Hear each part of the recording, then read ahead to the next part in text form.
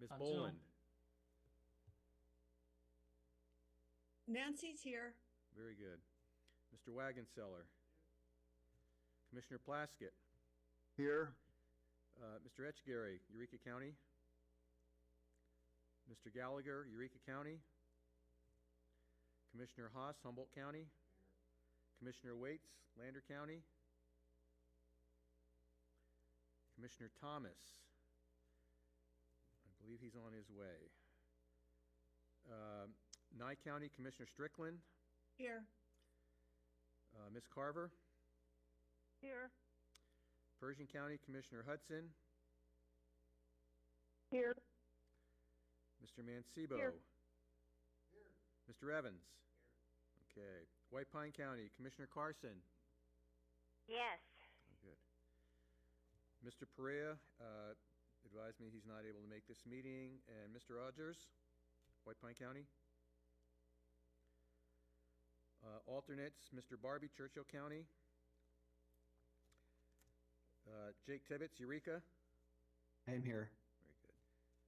Commissioner Hill, Humboldt County? And Commissioner Vogler, White Pine County? And our chair, Ms. Deasley? and- Yes, here. 1, 2, 3, 4, 5, 6, 7, 8, 9, 10, 11, 12, 13, 14. We do have a quorum, Madam Chair. That's great, thank you. So we will move ahead to public comment, item number 2 on your agenda. This time is devoted to comments by the general public. We do not take action on items raised under public comment until the matter itself has been included on an agenda as an action item. Is there any general public comment in the room? Is there any general public comment on the phone? Hearing none, public comment is closed. There will be another opportunity at the end of the meeting. Item 3 is the approval of the agenda. This is an opportunity for us to take items out of sequence, delete items, or add items which require action upon finding that an emergency exists. Jeff? Madam Chair, there are no changes to the agenda. The agenda stands. Item number 4, approval of minutes. In your backup, there are minutes from the July 7th, July 28th, and September 22nd, 2023 meetings. Is there a motion to approve? Motion to approve by Commissioner Mancebo. Is there a second? I'll second. Second by Commissioner Ghetto. Any questions concerning the motion? Madam Chair. Yes. This is Jake. And on the July 7th meeting minutes, it says that Commissioner J.J. Goicoechea was in attendance for Eureka County, and he, is not a commissioner here anymore. So I think that's just maybe a cut and paste issue from a previous set of minutes. So Yeah, that's possible. his Commissioner name will need to be Mancebo. removed. Thank you. Commissioner Mancebo, will you amend your motion to include that correction in attendance? And will the second amend his motion? The motion has been amended for the July 7th meeting to indicate that Commissioner Goicoechea, or J.J. Goicoechea, was not present. Any questions concerning the restated motion? Any discussion? Is there any opposition to the motion? Without opposition, that motion passes. Item 5 is the approval of a contract with Sandra Sam Merlino to prepare minutes for CNRWA's meetings. That contract is in your backup. Jeff, anything you'd like to add to that? Just that we're very pleased to have Sam take minutes for us. And for those of you who don't know her background, she was the county clerk for Nye County for 20 years. 20 years, and we're just really happy that she's agreed to do these minutes for us. And the contract itself is a standard contract that we have, or agreement that we have for professional services. So it's pretty straightforward. Unless there's any questions, I would recommend approval. Motion to approve. Strickland. Motion by Commissioner Second. Strickland, second by Commissioner Carson. Are there any questions concerning the motion? Any additional discussion?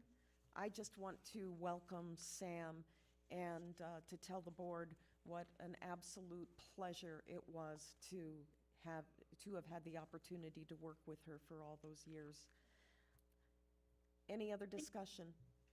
Oh, thank you so much. Thank you, Joni, and it'll Oh, be a thank you, my pleasure Sam. to do this. Thank you. Is there any opposition to this motion? Without opposition, this motion passes. Item 6 is the financial report and quarterly expenditures, which were in your backup under tabs 3A, 3B, 3C, and 3D. Jeff? Thank you, Madam Chair. So as far as 3A is concerned and the financial report, this is the financial report for the first 3 months of the current fiscal year 24.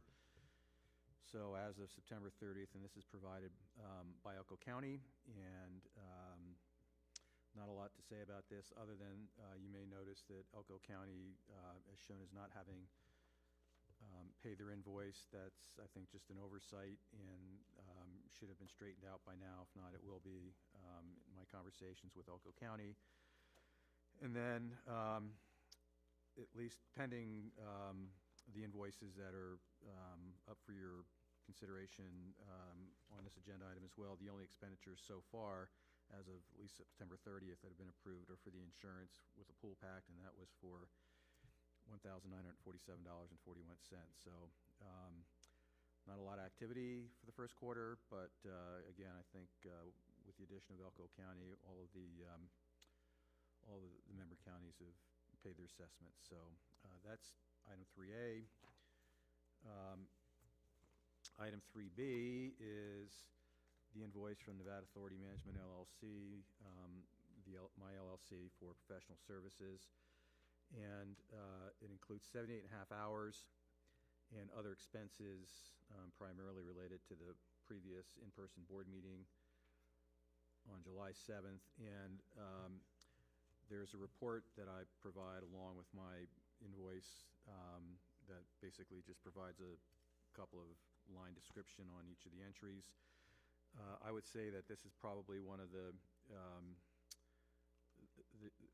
invoices with the most amount of hours. It's been, a little over 3 months, so the first invoice for this fiscal year, and it's primarily related to work in preparation and submitting the application for the Water Conservation and Infrastructure Initiative grant, which we'll be discussing later on in the agenda. So that's there. And then the other invoice in here is from Sam Merlino for her work on the minutes from the previous 3 meetings of July 7th, July 28th, and September 22nd, and that invoice is for $360. And then the final item under this agenda item is tab 3D.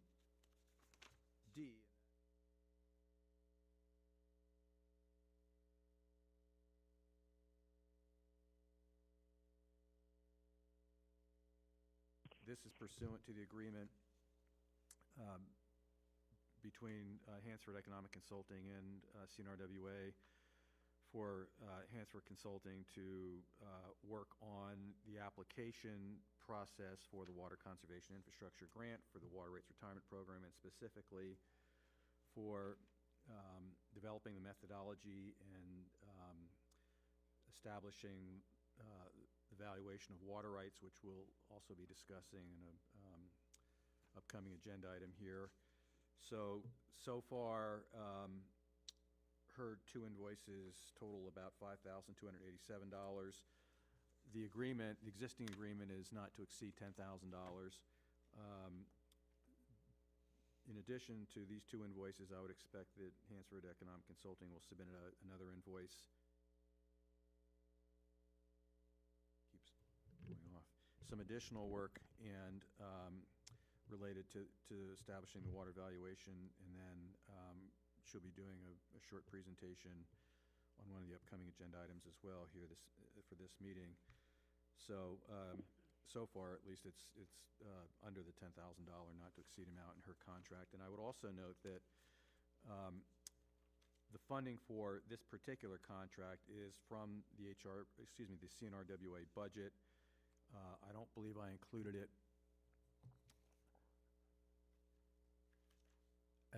it's not included as part of the application for grant funding under the Water Conservation Infrastructure Grant application, and consider this really part of, I guess, the planning and match from CNRWA for the project, assuming the application is approved for funding. So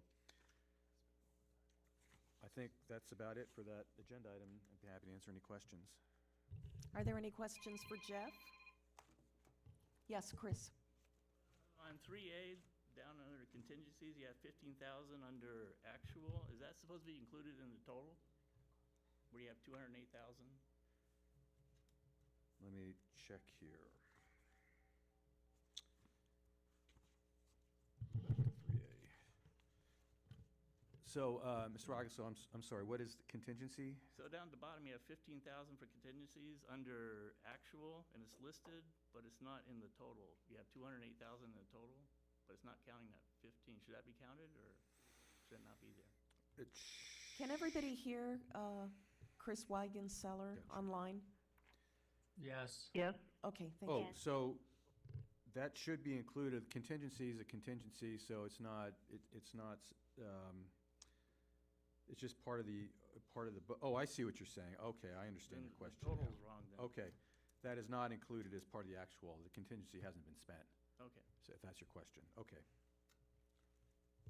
Thank you, Chris. Are there any other questions for Jeff?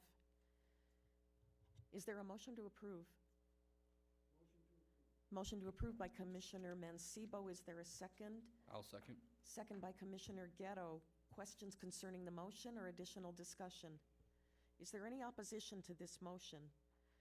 Without opposition, this motion passes. I'd like to combine items 7 and 8 because they're really dealing with the same subject. 7 is to approve CNRWA's membership with NWRA for 2024. This is routinely a benefit that we offer to counties. Item 8 is to approve the registration fee for one CNRWA board member from each member county to attend the NWRA Association's annual conference, which is scheduled for Las Vegas this year. The fiscal impact for item number 7, which is to renew the organizational membership, is, I believe it's $830. And then, of course, we don't know what the fiscal impact will be for item number 8 because we don't know who will be choosing to attend. Jeff, is there anything you'd like to add to this?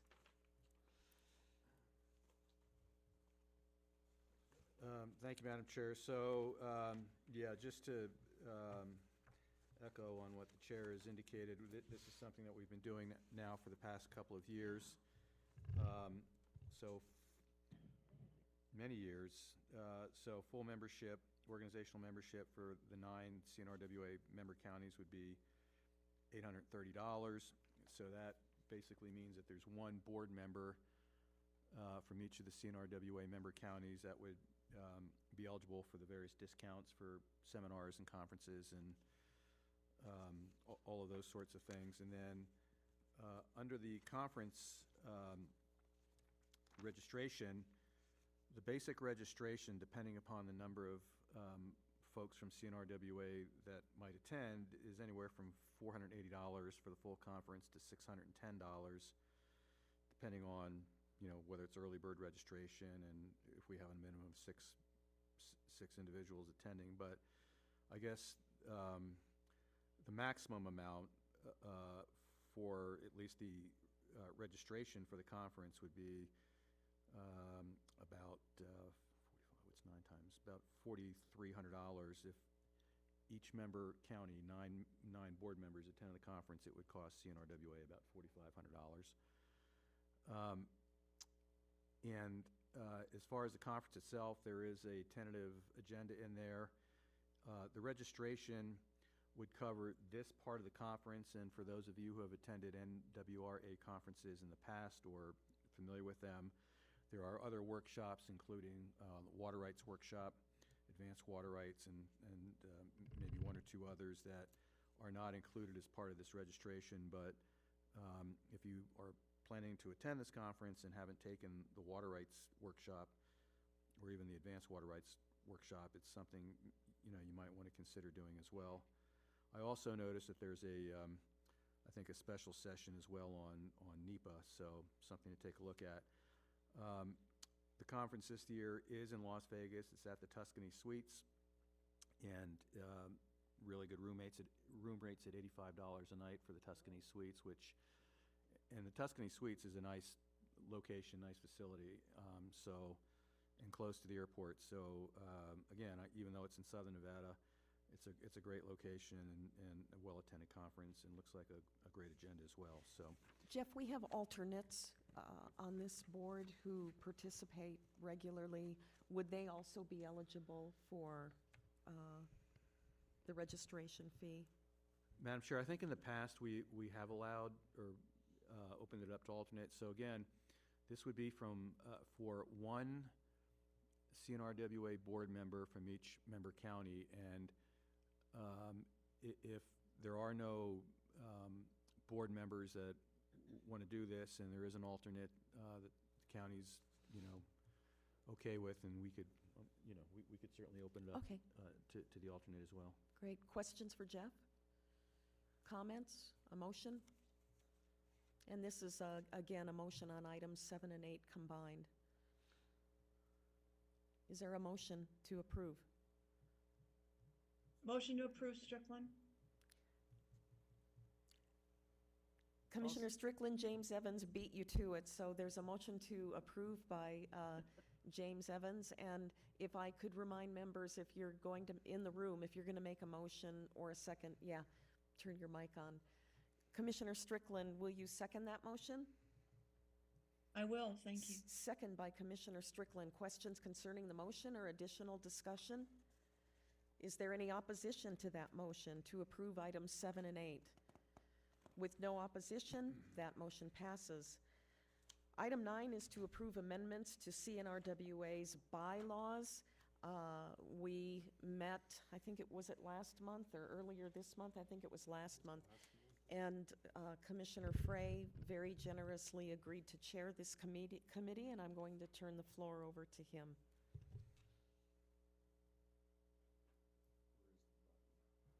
There, I got it. Okay, found my button. Most of the changes, as you could tell in the packet, are grammatical. There are a lot of just clarifications, associate membership, better defined, government partner better defined. Number 5 or number 6, just grammatical. Section 1, number 5 is a new addition to create opportunities for sustainable development by providing a unified and respected voice on water resource issues. I think we're doing that. I'm very proud of this organization. Then on Article 5, Section 3, each member county may also have alternate directors, just clarification there. Also in there in Section 2 is removing It was just some sentence reconstruction. just some sentence reconstruction. Yeah, that's a good way to put it. Alternates. The one that we had been missing is with the advent of Zoom. One of the good things that's actually come out of COVID has allowed a lot of you to participate remotely through technology, and we need to allow that to be counted as our vote so that our votes can't be challenged. Sentence reconstruction also again on special meetings of the board. The board may appoint down in Article 6, Section 2, the board may appoint the executive director to serve as the authority's secretary. We've been put into that position recently, and so this will verify that that's the way to handle that situation. Any questions? I have one thing I want to add, Norm, and that is at the bottom of page 2, member county membership. We were missing Humboldt County, and Humboldt County is going to be added to this list. So Humboldt County, don't worry, you're a member of the organization. We just overlooked it when we we're amending these bylaws, so that will also be included. Are there any questions for Norm or Jeff concerning the recommended bylaw amendments? Yes, Madam Chair. This is Nancy Boland. Commissioner would- Boland, go ahead. No, I'm not a commissioner anymore, Joan. You gotta stop that. You're, But y- I'm honorable. you're but- always a commissioner. It's Anyhow, an honorary title. when reading through that under the legal counsel, I understand that under normal circumstances, it's fine to have the DA do it, but I think maybe we could think about if the occasion ever arose that we needed legal counsel beyond the capabilities of a district attorney, adding something in there that we had the ability to hire outside counsel if necessary, if the member counties deemed it. Thank you for that, Nancy, and I think we are kind of covered there because it says the board may appoint the district attorney of a member council to act as legal counsel for the authority. And I think in the past, I'm sure that you will recall that we have signed agreements to be represented by outside legal counsel depending on what the issue was that we were facing. Well, but the only thing is those were specialized circumstances where it was a specific issue, but say the board ever really got sued or there was some kind of horrible thing happened that was beyond the capability of a district attorney of a member county. That's only my thinking, but I'm paranoid. Just because you're paranoid doesn't mean they're not out to get you. Yeah, so thank you, Ms. Boland, for that. So as you know as well, this body has agreements with Simeon Herskovitz in the past, has had agreements with Simeon Herskovitz in the past to serve as legal counsel, but primarily for the purpose of policy development and, evaluating legal aspects related to things like bills and policies and things of that nature. As far as, legal counsel for particular issue, I don't know, at least in the time that I've been with CNRWA, that isn't something we've done. But you do raise a good point. I'm looking at the rest of the bylaws, and I also want to go back and look at the cooperative agreement, and I think it's in the cooperative agreement, so let me just go back and look at this real quick. Okay, it says powers of the authority. Well, we certainly have the power to sue and to be sued, and to employ general counsel. Let's see here. Special appropriations, governing body, membership. Audit. All right.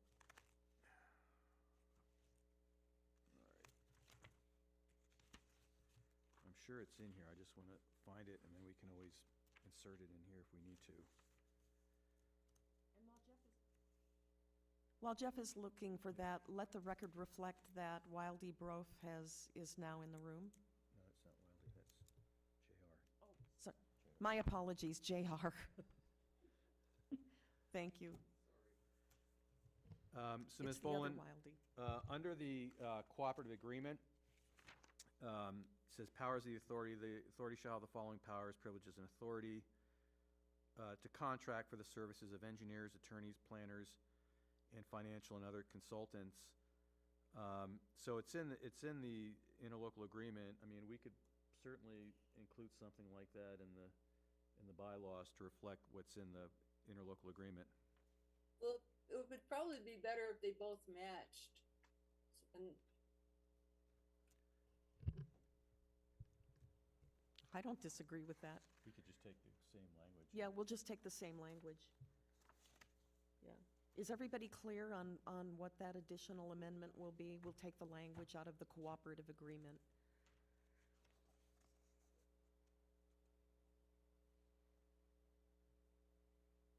Jeff, anything else? The only thing I want to say, Madam Chair, is just want to express my appreciation to Mr. Frey, who always is happy to take on these The assignments. the and does heavy a lifter.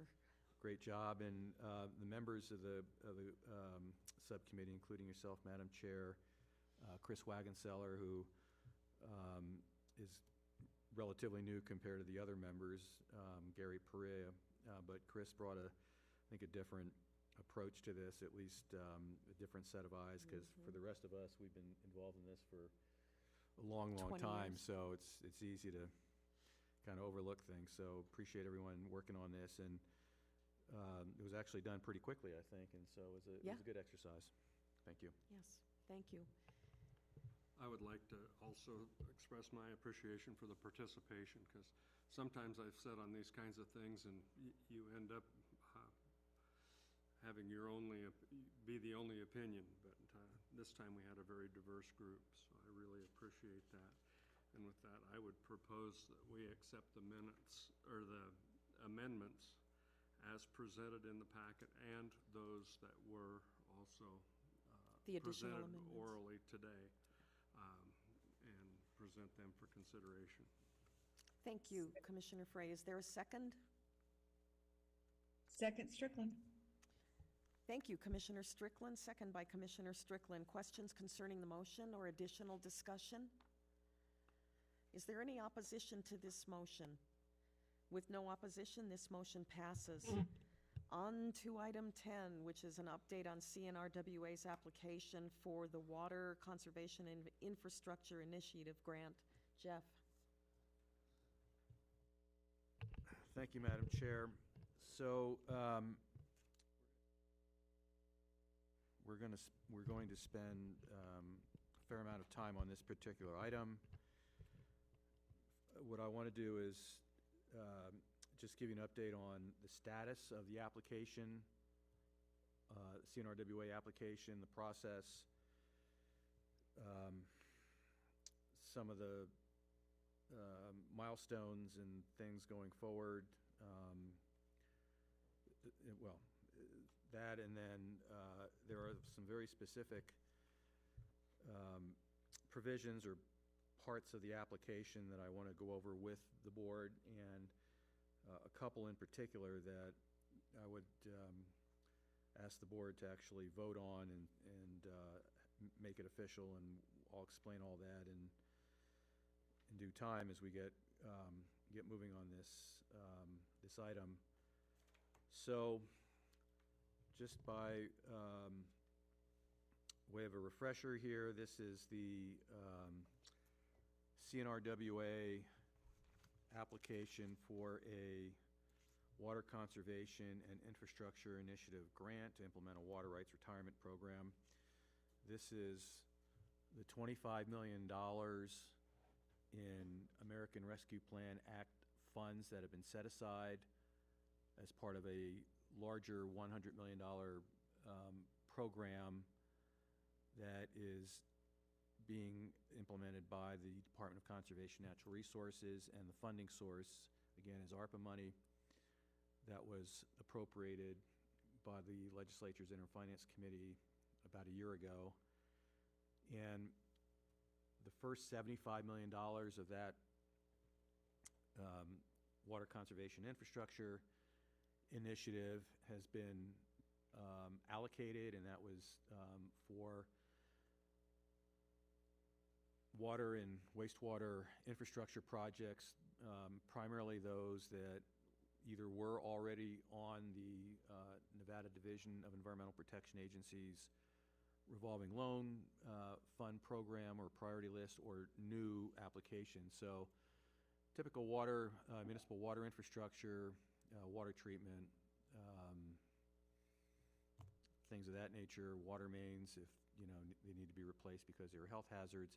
And then on the wastewater side, the same type of infrastructure project. So $75 million of that has been appropriated. A good portion of that, actually, I should say, also went to the Southern Nevada Water Authority to help them move forward with their water conservation initiative in Southern Nevada, septic tank conversions, and I believe some turf removal and things of that nature. So that's done. Those projects are getting underway. The $25 million is a separate carve-out of that $100 million specifically for water rights retirement. And basically,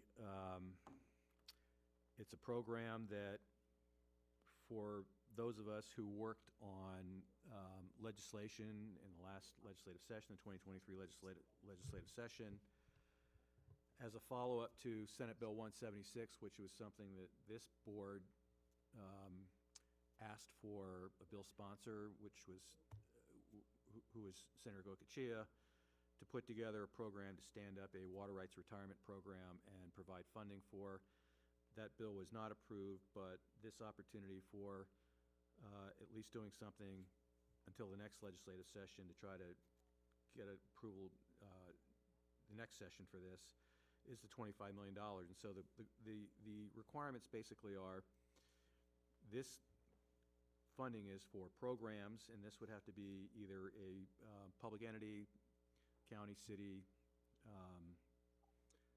CNRWA as a local government or regional government, and nonprofit to apply for funding to basically implement its own program for retiring water rights in over-appropriated basins, with the priority being over-pump basins, trying to retire groundwater rights in over-pump basins to address declining water levels,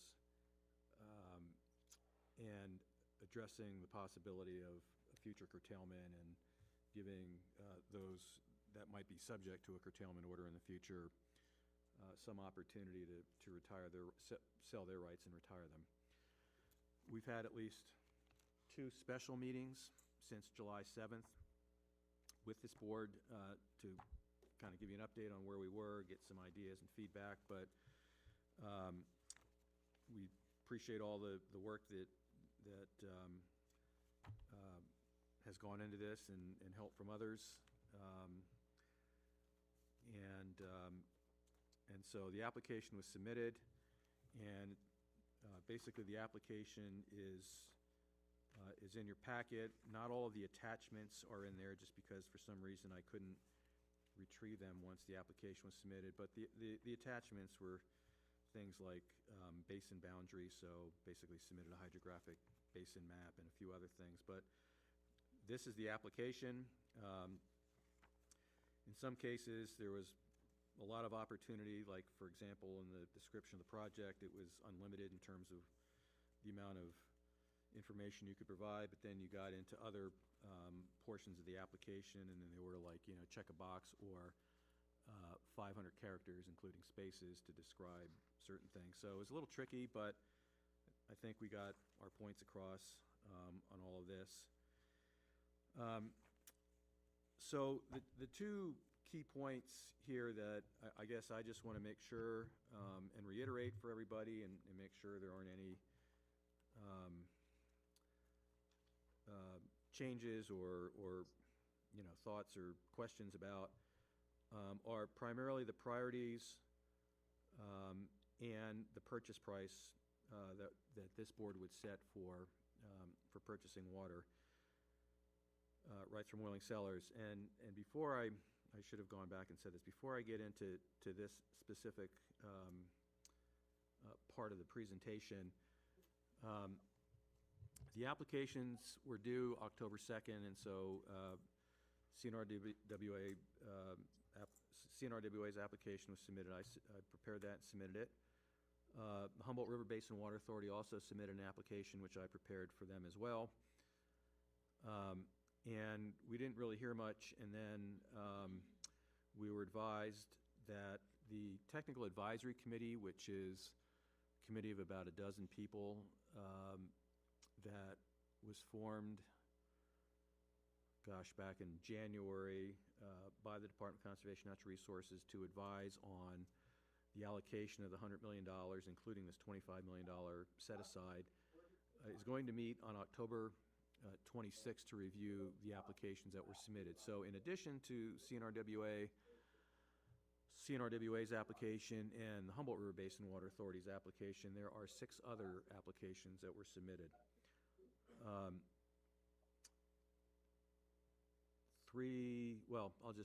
don't know if I can get into a lot of details about the other applications, but there were a few that were submitted by Nevada Land Trust for acquisition of water rights, and I believe more like of a conservation easement type program, but nonetheless, they were submitted and apparently accepted for at least consideration. There was one for some groundwater right retirements in Mason Valley and the Walker River Basin, and then a couple in southern Nevada, one in the Lower White River Flow System and another along the Muddy River. So there are 8 applications. I believe the total amount requested was $69 million, and there's $25 million available. So the Technical Advisory Committee will be meeting on October 26th to go over the applications, make recommendations, and the Director of the Department of Conservation and Natural Resources will make the final determination in consideration of the recommendations from the Technical Advisory Committee. I am a member of that Technical Advisory Committee, and I am not going to vote on either the CNRWA application or HRBW application for obvious reasons, but I will be there to answer any questions. The Division of Water Resources and department staff and others are also there, and there'll be discussion about these applications and whether they really are in line with what is expected for the funding in terms of retiring water rights. There's a lot of moving parts in this project, and a lot of sort of considerations in terms of how the Technical Advisory Committee will review them and rank them. So that's kind of the background, the time frame, and again, assuming a decision is made on the October 26th or shortly thereafter, the outcome for CNRWA could be the application is not approved for any funding. The application is approved for its entire requested amount of $15 million, or somewhere between $0 and $15 million. If funding is approved, whatever that funding might be, we are prepared, so we being myself, all of the contractors that you approved having professional service agreements with, including RCI, Debbie Leonard on legal matters, Bob Conrad on communications, Catherine Hansford if we need additional services from her. We're all kind of ready to go. I've set up some meetings shortly after October 26th, and again, if we're approved for any level of funding, then we're ready to get going on this. There are very tight time frames, so the requirements of the program are that we would have to have a list of willing sellers for their water rights to the Department of Conservation and Natural Resources by February 1st. And then all of the due diligence and the reports and conveyances and all of the transactions need to be completed and checks cut by DCNR by September 30th of 2024. So there's not a whole lot of time. We've been trying to get the word out already. We did one press release, Bob Conrad did for us. It's appeared in, I know, the Elko Daily Free Press and a few other smaller publications around the state. And then more recently, the Nevada Independent, which is a statewide circulation news source, did a really in-depth article on this program. I had a chance to talk to the reporter on that. A few other folks have also talked to him about it as well. And that was also posted, I know, the Elko Daily Free Press and maybe some other newspapers around the state as well. So word's getting out there. We're sort of getting set up to think about how we can do outreach and communications to various trade groups. I've talked to Leanne about her publication, Nevada Farm Bureau, their annual convention's coming up in Mesquite, I think, in November. So we're ready to go. We just don't know if we're going to have any money or the application will be approved. But assuming it does, I'm hopeful that we will get some funding.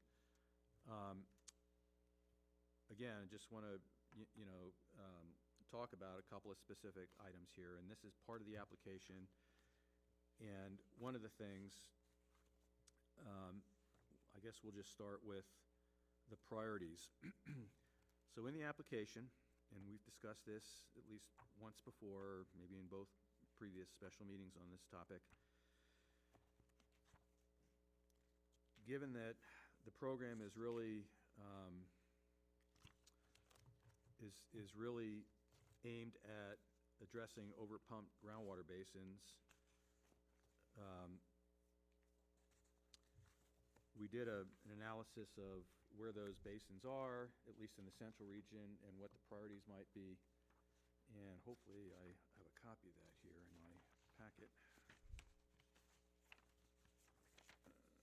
Thought it was in here. Yeah, so in your packet, there's a spreadsheet. It's called Overpumped and Overappropriated Groundwater Basins in the Central Hydrographic Region. And the top of that spreadsheet from Gabbs Valley, Basin 122 to Basin 183, Lake Valley, those are all overpumped basins based on information in the state engineers or Division of Water Resources database, based mostly on 2017 data, except there is some more current data, 2020 data in Basin 153 and Basin 161. There's Long Valley, which is not overpumped, but overappropriated by 200%, and then another 8 or 10 groundwater basins that are overappropriated, but not necessarily overpumped. And so we really wanted to target the overpumped basins, and we also wanted to target basins where irrigation is the primary use, or irrigation is the primary, agriculture is the primary use of that water in that basin, and also that those basins are either entirely or partially within a CNRWA member county. Remember, there are some portions of the Central Hydrographic Region that are in counties that are not members of this organization, and so we wanted to focus on those basins that are wholly or partially within the CNRWA member counties' boundaries. So those are the priorities, and I was going to pull them up real quick because in narrowing it down even further, when you look at in the overpumped basins, what's the manner of use? Where is the manner of use or irrigation taking place? Is it within the CNRWA member county or outside of that member county? Those are all sort of factors going into this. And basically, what we end up with is, I think, 4 or 5 specific basins, starting with Diamond Valley, which is Basin 153 in Eureka County, and that is not only overpumped, but it's the state's only designated critical management area. And they are under a state engineer order. They have a groundwater management plan, but that plan has to result in fixing the problem or addressing the problem. And if it doesn't, then curtailment order is sort of the resolution to that. Big Smoky Valley, Basin 137A, and I've been advised that I didn't correctly spell Smoky Valley. It's not S-M-O-K-E-Y, it's S-M-O-K-Y. So I apologize for that. Maybe the settlers didn't spell it right. That's the way it's spelled. Basin 149, Stone Cabin. Stone Cabin. And then Railroad Valley in the southern part. So those are the overpumped basins that we really want to focus on in the central region. However, we also talked about some other basins that are over appropriated, but not necessarily over pumped, and this is part of the application. And that is that if there are willing sellers for water rights, large quantities of water rights, if you will, with large duties that are interested in selling their water rights in some of these over-appropriated basins, those would be considered, because an over-appropriated basin could soon become an over-pumped basin, and the sooner we address that issue, the better off I think we'll be. So that's kind of the list of priorities. And those are the ones that we've been talking about, I guess, really since the beginning of this project.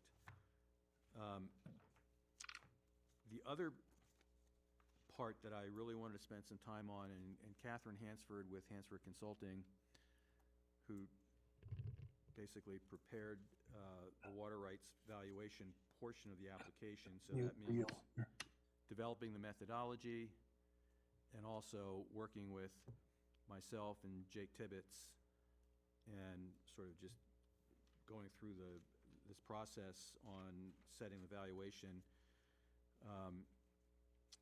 which, by the way, the methodology was a requirement for the application. As far as the actual value is concerned, the application asked for an average value. So that average value that's in the application, I believe, is shown as $675, but there are actually three different levels or three different amounts that we've established for the Central Region for the value of water rights, and Catherine will talk about that in just a minute. But before we get Catherine to go through her presentation and explain the methodology for setting the value for water rights in the Central Region, which is pretty complicated, but she's done a great job at breaking it down into I'm on this, but I don't know.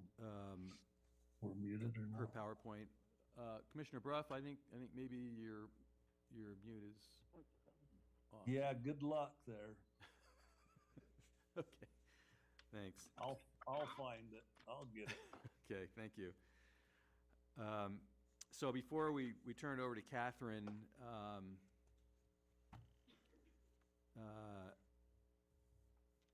are there any questions so far on the process, the time, and where we are today?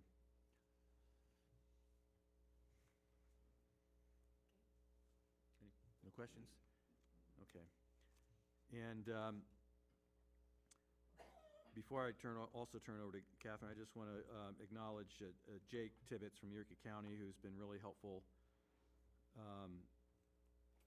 and really assisted me in sort of looking at some of these details of this application. So I appreciate all your help, Jake, and Catherine. And Doug Busselman of the Farm Bureau has also been very helpful in working with me on this application and getting the word out to his Farm Bureau members as well. So if there are no questions, Catherine, you're on the line, and the floor is yours, and I guess you're going to share your presentation from your screen, right?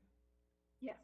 Okay, and I did a brief introduction, but if you want to go ahead and introduce yourself some more or say anything else, go ahead. But I guess at this point, we just want to kind of go over the methodology and how we establish the values and what those values are, and just kind of see where everybody is.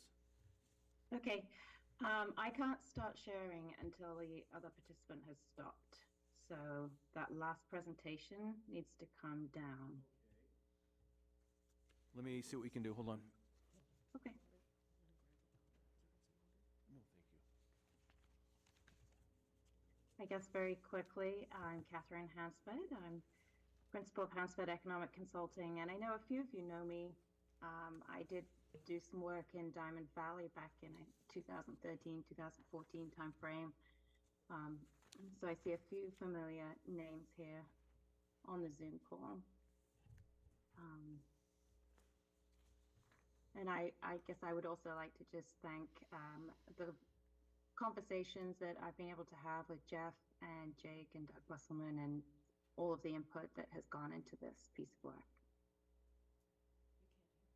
Okay, so, hold on, Catherine. And Jeff, I'm getting some signals in the room that they are having trouble hearing her, so if we could turn up the volume? because I'm over here, so. Oh, okay. I need to get her, I need to get this presentation off the screen and have her screen share. Let's see here. See, I'm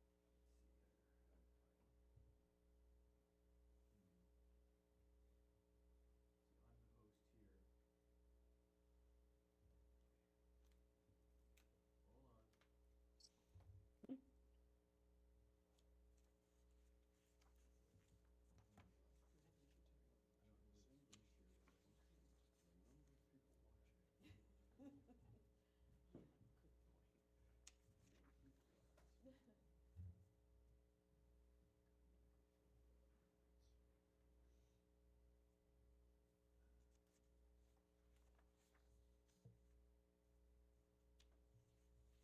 Status bar. Just X that one. X this will do.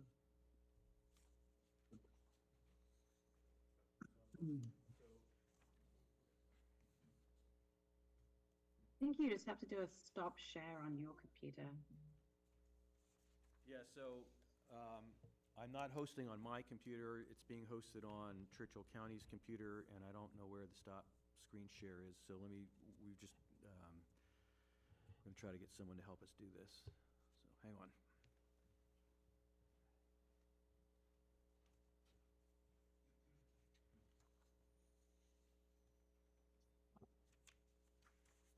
How many people would have a copy of it, either a paper copy or an electronic copy that is available to look at Yeah, Jeff sent it out yesterday.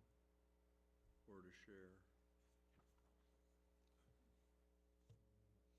It looks like the Nye County folks are sharing and they need to stop sharing.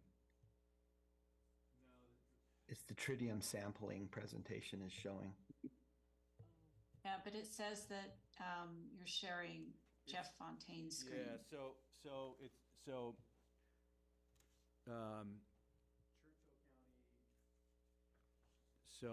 I'm using, well, Churchill County is hosting the meeting on with my account, and the Nye County presentation is actually being shared here, but I don't know how to get into their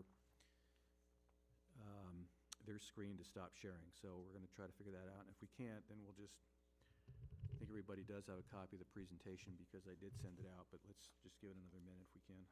Do you want me to try to get a hold of John Clinky, Strickland here? I'm sorry? Is John Clinky there with you? Yeah, John, but that's not the problem. Okay. It's just, but thanks, Commissioner.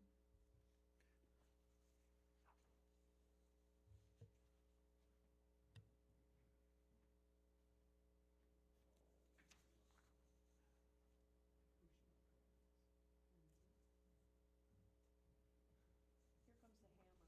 Sorry, Sam, I can't figure out where your screen share is. Sorry that we couldn't see you. We had two people out sick. Oh, I'm sorry.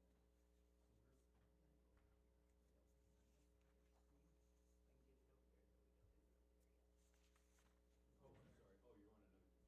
Oh, there it is. Oh. And are we doing the other one? Later. No, we're doing, This one, you want this one? no, so just stop sharing because we're going to do this remotely. We're going to do this presentation remotely and then come back. I didn't see it. How are you? Good. You?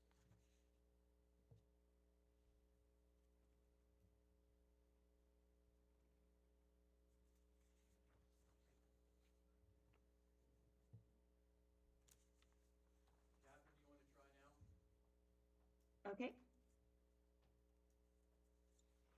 No, it says I still can't.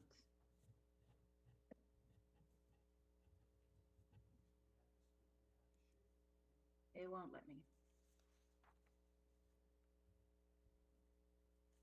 How about now? This is Jake. It's still showing the tritium Yeah. sampling slides. Okay, so let's do this. Before you do that, do this. There is her presentation here. You can show it right here. Yeah. So how do you?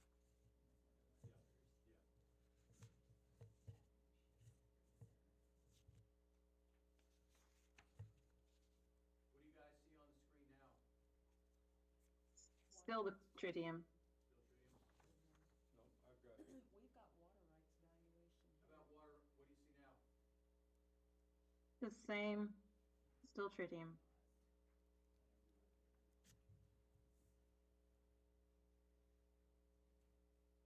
Ah, now nothing. So let's see if this will work now.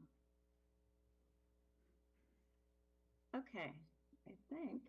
So we're actually, it's actually on our screen now. Okay. All right, so I am sharing, so hopefully can you all see? We're sharing because I uploaded your presentation, so we're sharing it from here. We can see it remotely.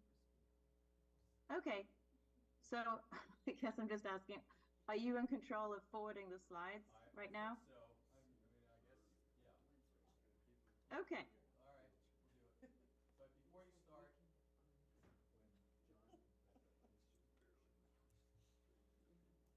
That'll work.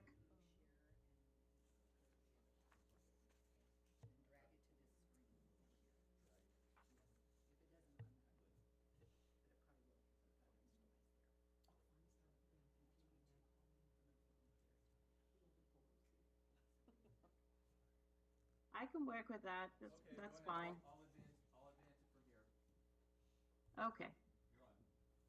You're on. Okay, great. Well, can you all hear me now? I'm gonna. Yes. Okay, thank you. All right, well, thank you. Let's go ahead to the first slide. All right, so as Jeff has described, I was brought into this project to develop a reasonable methodology to price irrigation groundwater rights in the over-appropriated basins in the CNW, I think this should be RA, member counties there, sorry for the typo. Can everybody hear? Did someone say something, or am I? Sounds like I'm good to go. Okay, so we identified that there's really 3 water rights pricing scenarios for which we wanted to establish water right values. The first is Diamond Valley. As Jeff already said, Diamond Valley is unique because it has an approved and an implemented groundwater management plan for its basin. So it has a plan for reducing its pumping to the perennial yield within a 35-year time frame. So that really makes that basin unique, and we needed to recognize that. So that has a price. And then all the other over-pumped basins, and the over-appropriated but not over-pumped basins. The priorities are the over-pumped basins. However, the program is designed for any basin that is over-appropriated. So we needed to make sure that we were setting a water rights value for those 2 different types of basins. Okay? You want to go? Thank you. So when we're looking at how irrigation water rights can be valued, there's 3 approaches that are recognized as good, valid approaches for doing this. The first one is probably the one that most people think of.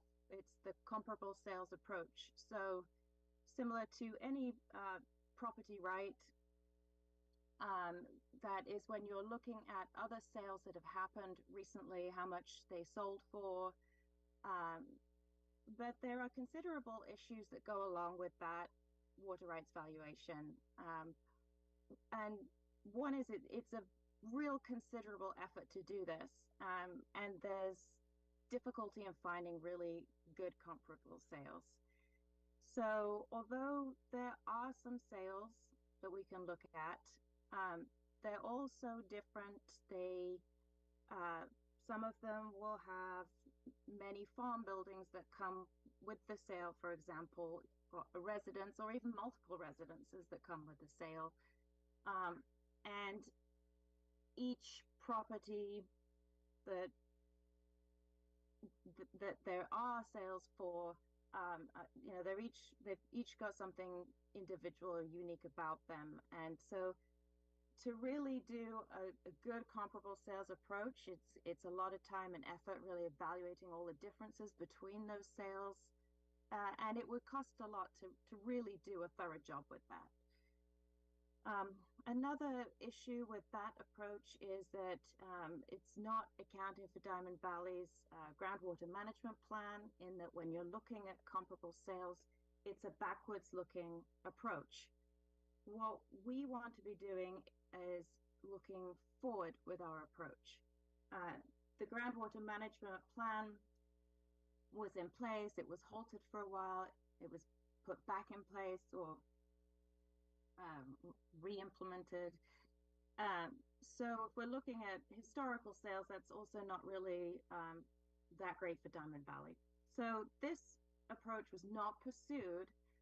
I think you all have a copy of the memorandum I've prepared on this work. And I did do some sales research, and also Eureka County provided some good or the best sales that we had recorded that we could use.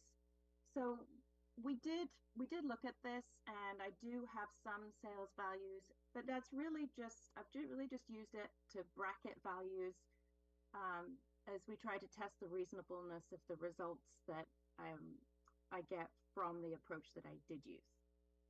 The second approach is called a land differential approach. This approach looks at how much land sells for, land that is irrigated, that has water rights with the land, versus land that is not irrigated but farmed. The difficulty with this is there's insufficient data resources to calculate the value of the water rights in the over-appropriated but not over-pumped basins. We just don't have enough good data. It's very much at the aggregate level, and there's problems to this approach. It would be very costly to isolate the value that is attributable just to water rights. You could do a very scholarly approach to this. You could certainly perform econometric analysis, and you could come up with some results. But we did not pursue that approach. Again, I did look at just a very simplistic way of doing a land differential approach, just to provide a test of reasonableness. Are we, do these different approaches come up with somewhat of a similar range, or are they totally different, just to kind of get an idea of, again, just reasonableness. So what we did do was the income approach. We were able to use this model to calculate the 3 different water pricing scenarios.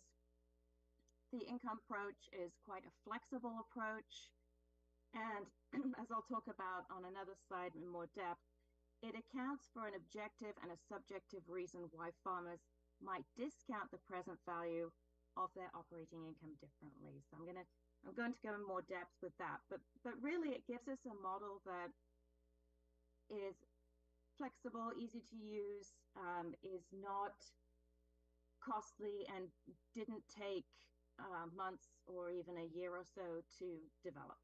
So it was a very feasible approach to do. Okay. All right, so in the income approach, we're looking at what is that present day value of the net income of irrigating, harvesting a crop. And we had to determine, well, which crop we're looking at, and which basins we are looking to pull the data from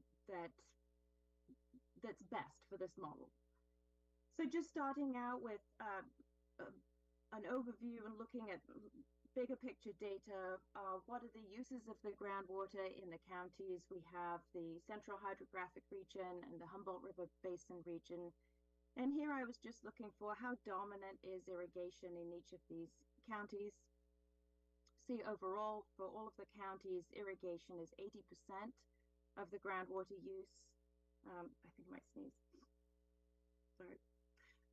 In the Central Hydrographic Region, that's 70%, and in Humboldt River Basin, that's 84%.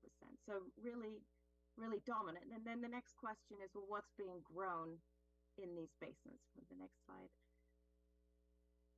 So this table has a summary, not of all of the basins, but I wanted to pull specific basins, which we knew were higher priority basins, based on the overpumping table that Jeff shared with you earlier. And I've aggregated, you can see here, my source is the crop inventory reports for Diamond Valley, the Winnemucca segment, Grass Valley, Paradise Valley, Middle Reese River Valley, Lake Valley, and Dixie Creek 10 Mile. And there is some variation between those basins as to what is being grown, but by far the dominant crop is alfalfa, or alfalfa with some grass on the farm. So overall, at least 70% or so of the crop type in terms of irrigation acres is alfalfa. So the focus then was to do this analysis using the data for growing alfalfa. Okay. All right, so I'm going to walk through the steps. The steps are also included in that memorandum, and I'm going to try and explain it as best I can. It is a little bit complicated, but I think most people can understand what net operating income means. We have the total income from harvesting of the crop, and expenses. How much does it cost to perform the farming operation? And that would include everything from fixed costs, all those sort of overhead costs and the capital costs of equipment. Plus, it includes all the operating costs, things like rodent control, insecticide, fertilizer, those types of costs. And then deduct the expenses from the income to determine the net income. And this is all done on a per acre basis. So the assumption here is we have an acre of alfalfa hay operation. And I'm going to just explain, I might kind of flip back and forth between these slides a little bit. Let's start out with the income. So income is calculated as the alfalfa yield, that's in tons per acre, multiplied by the price per ton. So could you go to the next slide, since I'm not in control here, sorry. So this graph shows the alfalfa hay average yield per acre in each of your counties. This is, I selected areas that I thought provided reasonable comparisons to your geographical area. And again, this is specifically alfalfa hay farm operations. I'm not looking at any other crop. And based off of this data, I used 80%. So income is calculated as 80% of revenue. Okay. All right. So deducting the expenses from the income gives us the net operating income, and that is calculated out at $207 per acre. The next step is looking at the various time periods we want to analyze and the discount rates that we think are appropriate to use for this model. So again, this is a forward-looking model. What we're trying to determine is, what is it worth to the farmer today to sell their irrigation rights, retire their irrigation rights? And that is based off of what they expect the length of their operations time could be, and how they value those operations and being able to farm where they farm. So starting out with the time periods, we have a short time period, which is 5 years, 10 years, and then going out 15, 25, 50, and into perpetuity.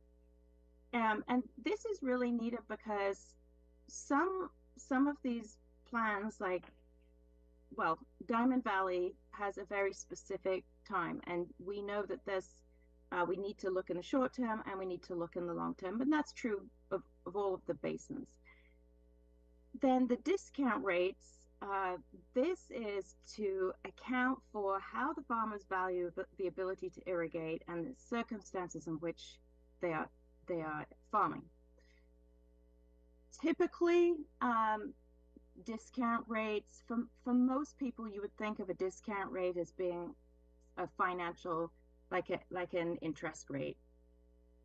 And interest rates, if you were to obtain a USDA farm loan, for example, that's usually going to be in the range of 4 to 5.5%.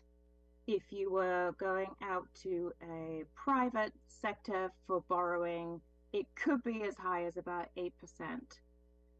But a discount rate is not only reflective of a financial decision, it takes into account a lot of other factors. And in environmental cost-benefit analyses, for example, they're looking at lower discount rates. Different types of cost-benefit analysis will look at different discount rates. And I don't want to get too far into this, but what's important here is that we're doing analysis that will demonstrate a range of values depending on the discount rate, because some farmers will have a much lower discount rate, and actually have a couple good graphs that will talk about this a bit more. So for Diamond Valley only, we included a 2% discount rate, and I think the next couple of graphs will help to explain why. So we have discounts ranging from 2% to 8% for Diamond Valley, and then for the other basins from 3% to 8%.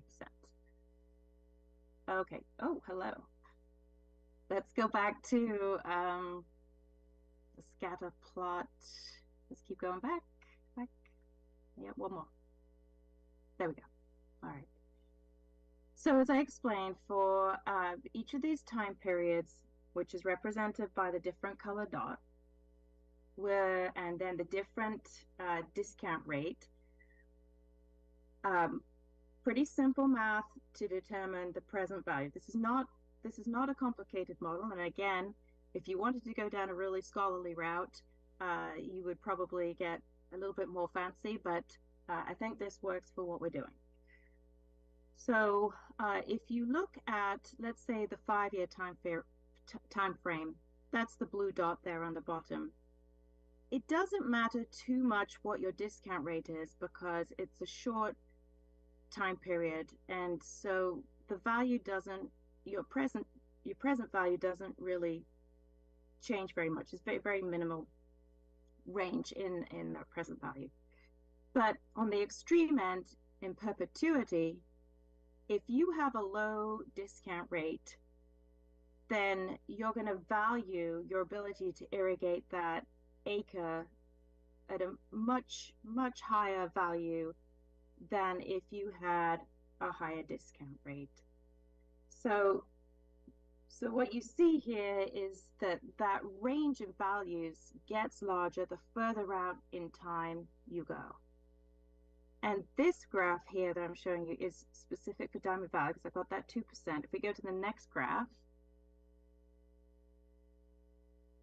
now we're looking at the 3% to the 8% range. But you see the same pattern. Do you want to just go back to that last slide? Yeah, there you go. But you see the same pattern here again.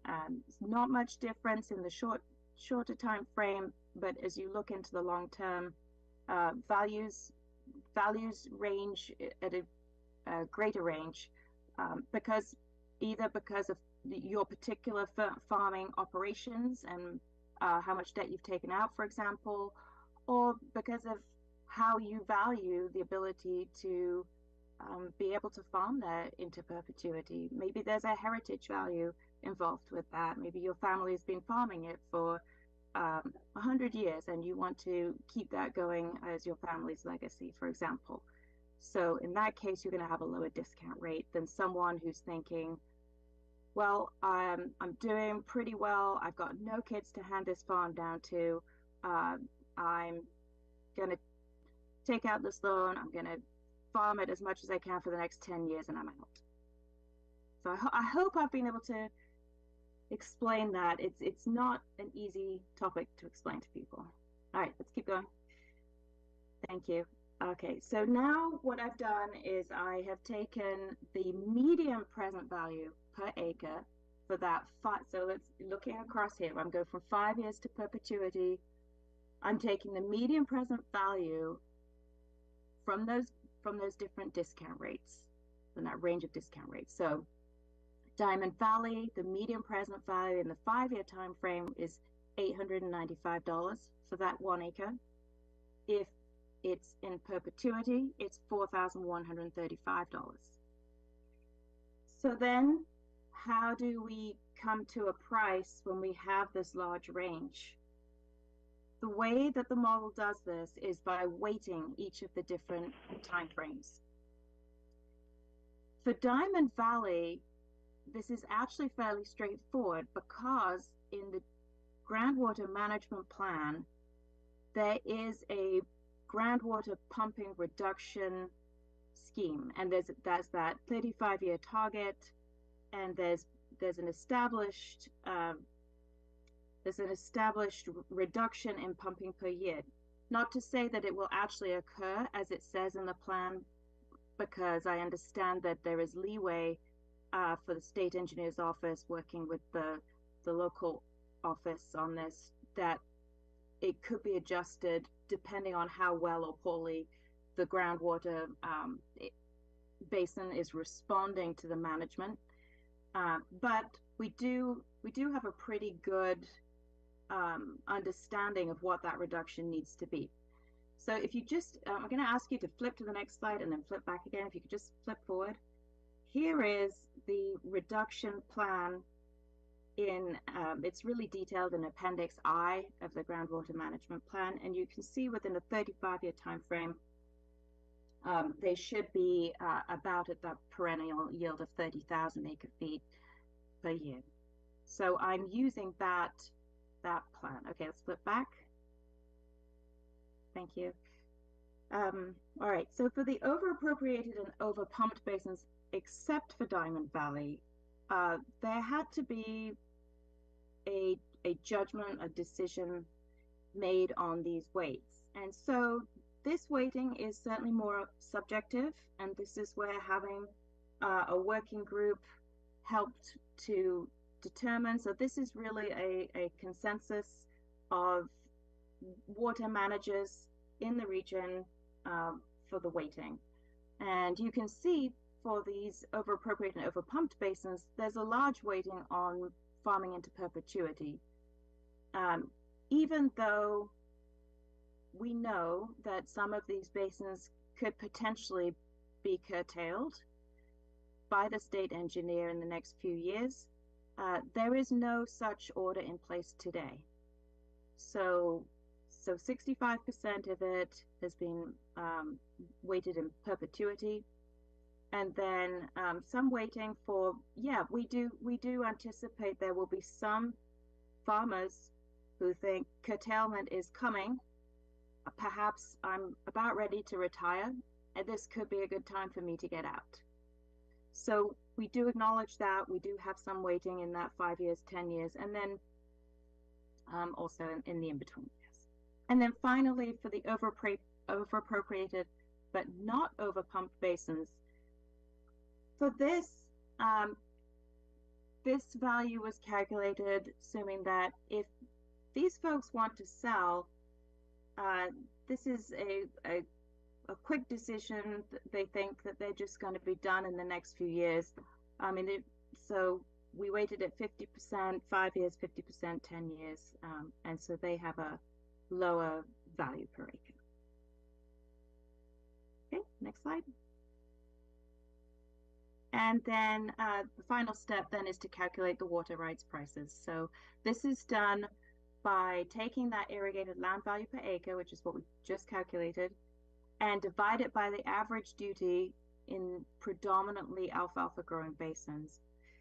The average duty in Diamond Valley is 3.86 acre-feet per acre. This is also from that crop inventory report. And just as a note, the crop inventory reports are just for groundwater. They're not including surface water. So we know that that's a good number. And for the other basins, the average duty was 3.6 acre-feet per acre. So doing that simple math, the Diamond Valley groundwater irrigation retirement price would be $800 per acre-foot. For the over-appropriated and over-pumped, but not Diamond Valley, $900 per acre-foot. And then for those over-appropriated basins, $350 per acre-foot.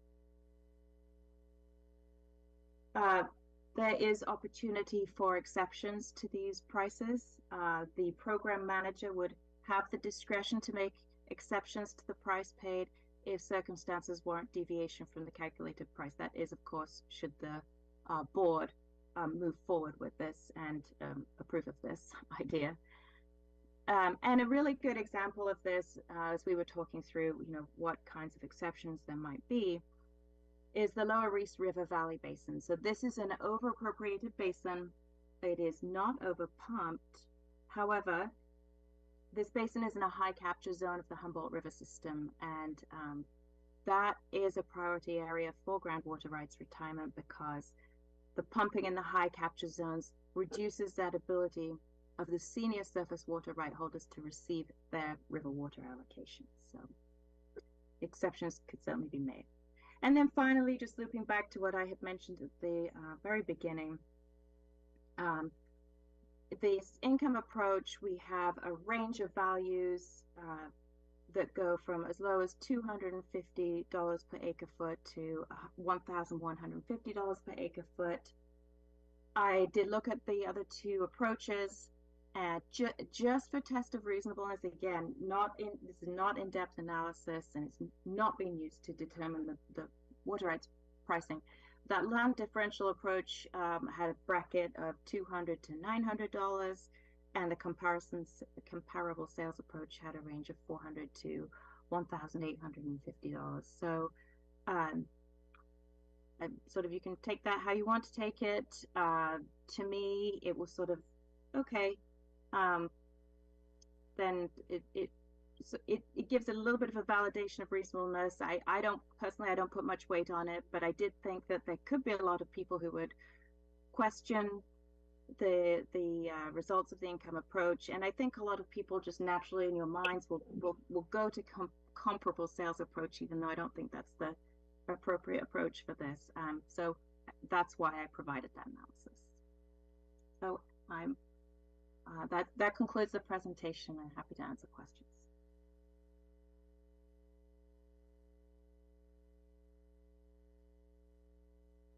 Thank you, Catherine. Are there any questions for Catherine from the board? Yeah, hang on. Any questions from the board? Jeff, anything you'd like to clarify or question? No, I mean, just to reiterate that this was a very thoughtful and I think defensible methodology and analysis, and I think this is really a key piece. I mean, when I've been asked on numerous occasions about what's involved in putting together an application and running a program like this, and in my conversations with a number of folks, this is probably the key piece. And the reason is because, number one, this is an opportunity, perhaps a one-time opportunity or not, but,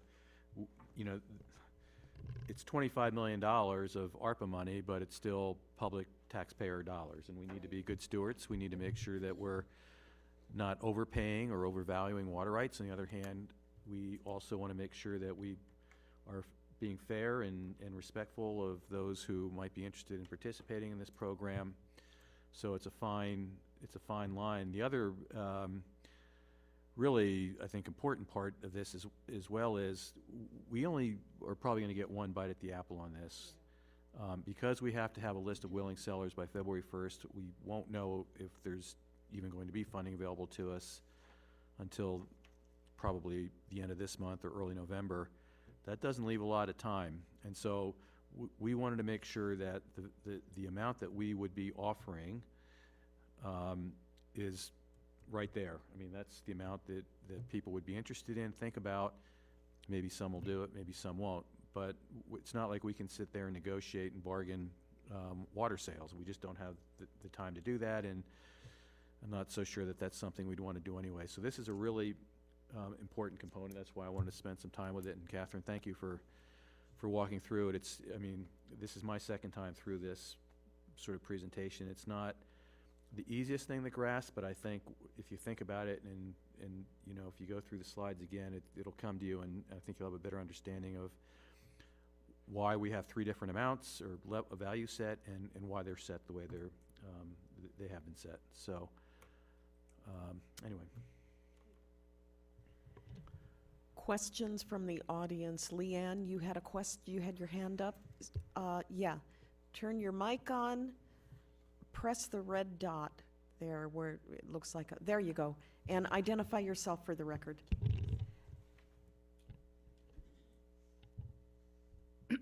Leanna Carey, Progressive Rancher Magazine. I have a question.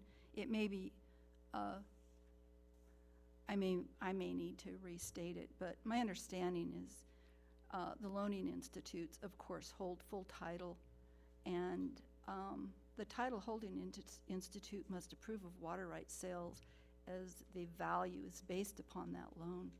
So the water rights cannot easily be broken away if there's a loan on the property or an operating loan. Is that correct? I have to admit, I can't hear you, Leanne, so I don't know what you said. I think Norm did. I'm the same way. Yeah, Norm couldn't hear you either. How do I? Yeah, Okay. yeah, just, I'm going to try this oh, again. there you go. There you go. I don't know how to do this. Yeah. My understanding from past history, my own personal past history on a very, very large ranch with a very large amount of water rights. The title holding institute or loan institute must break loose the water rights, and they're not likely to do that because the loan is valued on the land plus water rights. So the water rights are, many water rights are locked up in loans, banks, PCA, private property. And if you have a lease, the lease cannot be broken to break away water rights. If I'm wrong, right, indifferent, please let me know. So that has been brought up in the past from others, and I guess it really depends on each individual circumstance. I mean, that's something to consider. If and when there's funding available and we do an announcement and we get willing sellers, those are all the kinds of things that we're going to go through, obviously, in terms of, first and foremost, can you sell those water rights? And in some cases, it's possible that the owner of that water right and that land may say, no, my bank won't let me, or they will. But, you know, we're aware of that as potentially an issue, but again, I think it's going to just depend on each individual landowner and water right holder.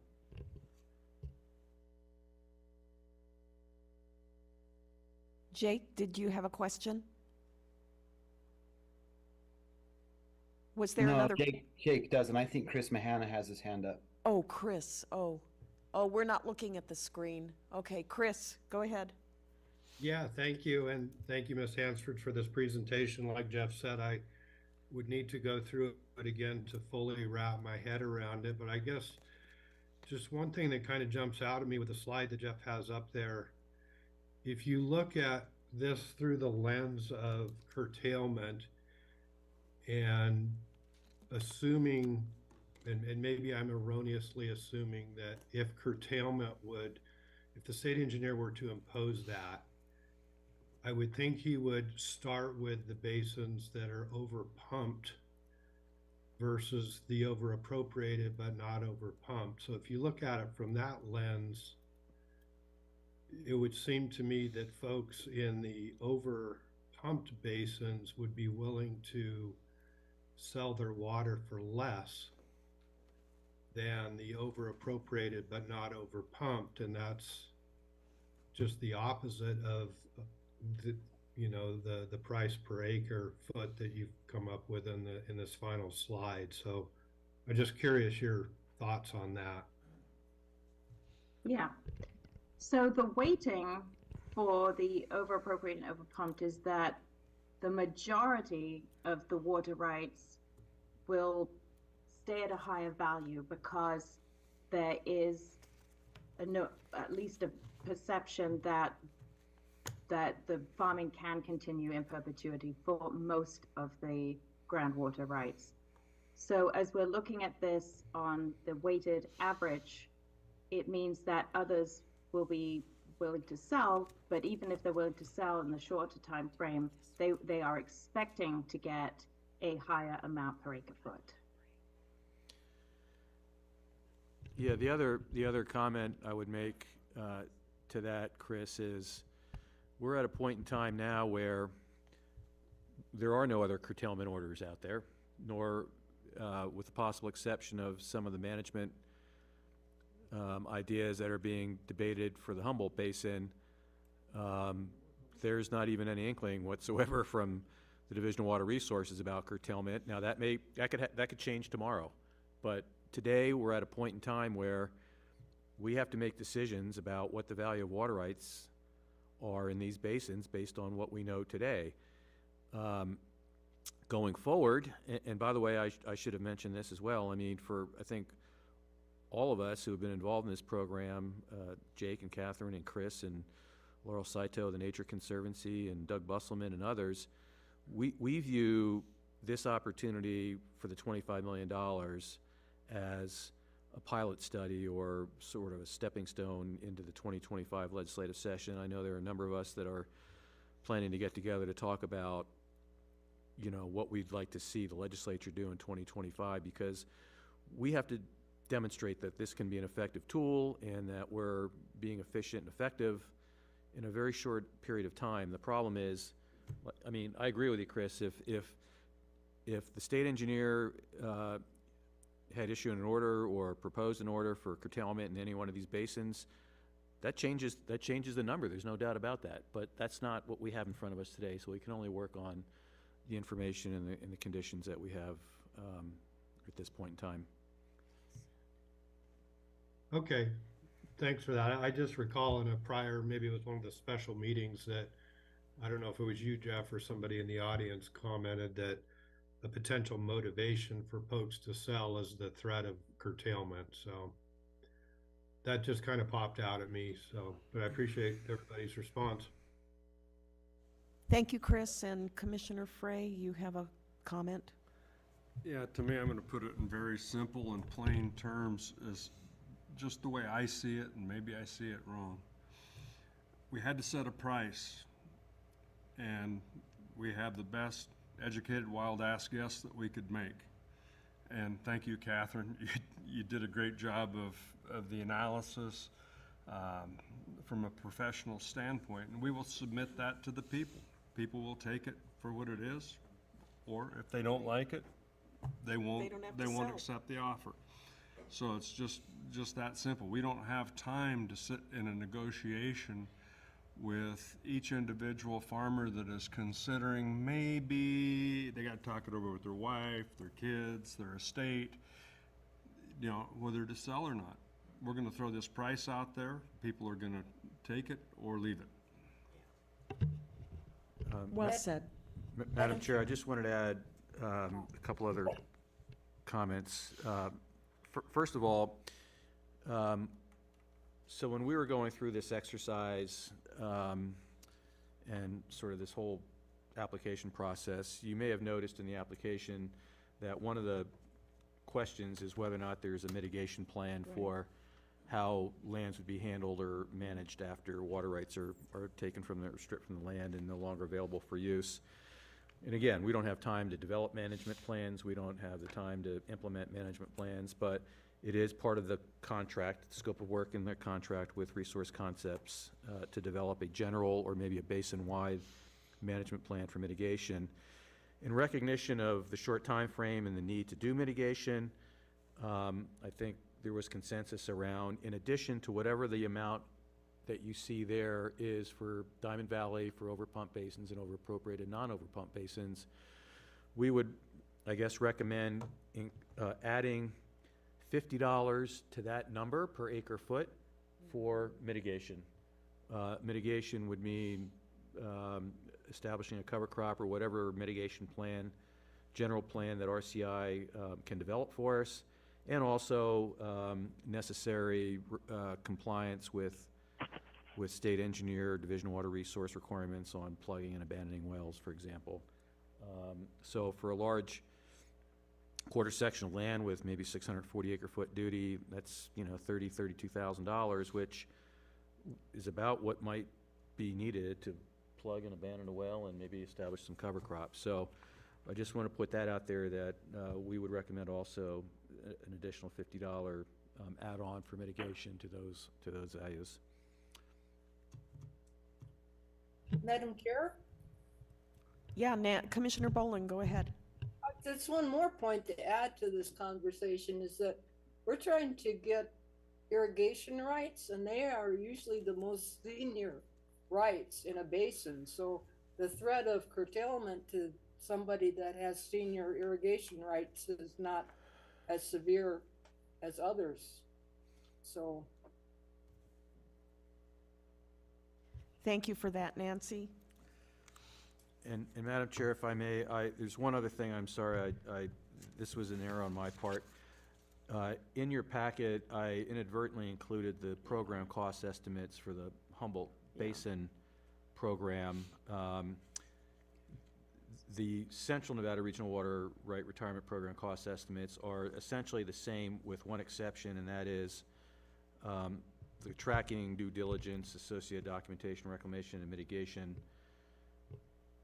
program funds, basically the contract with RCA would be $150,000, and that's because the amount requested by CNRWA for funding this program is $15 million.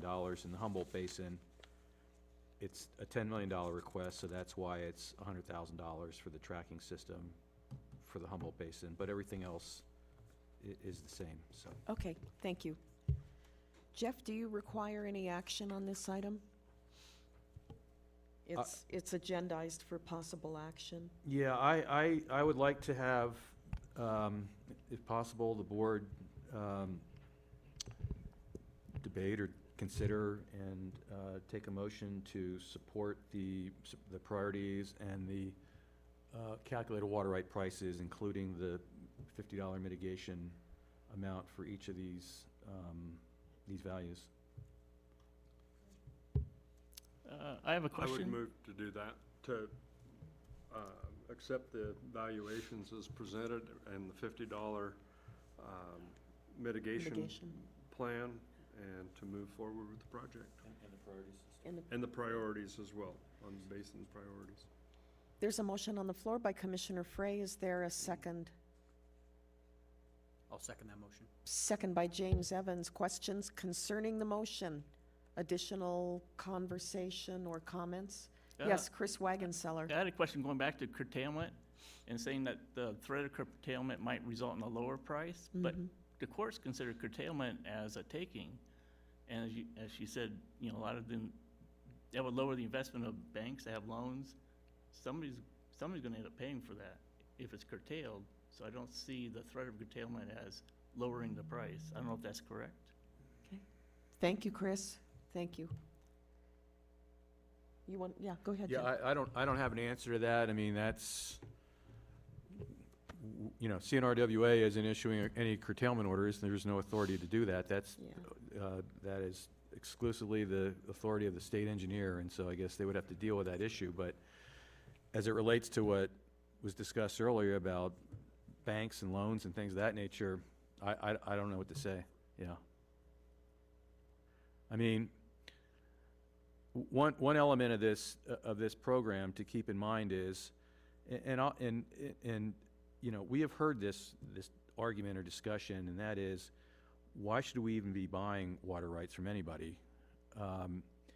Because when you apply for, you know, an appropriation for water and get a permit, it's clear that this permit is contingent upon a number of different conditions, including the priority date of your permit, right?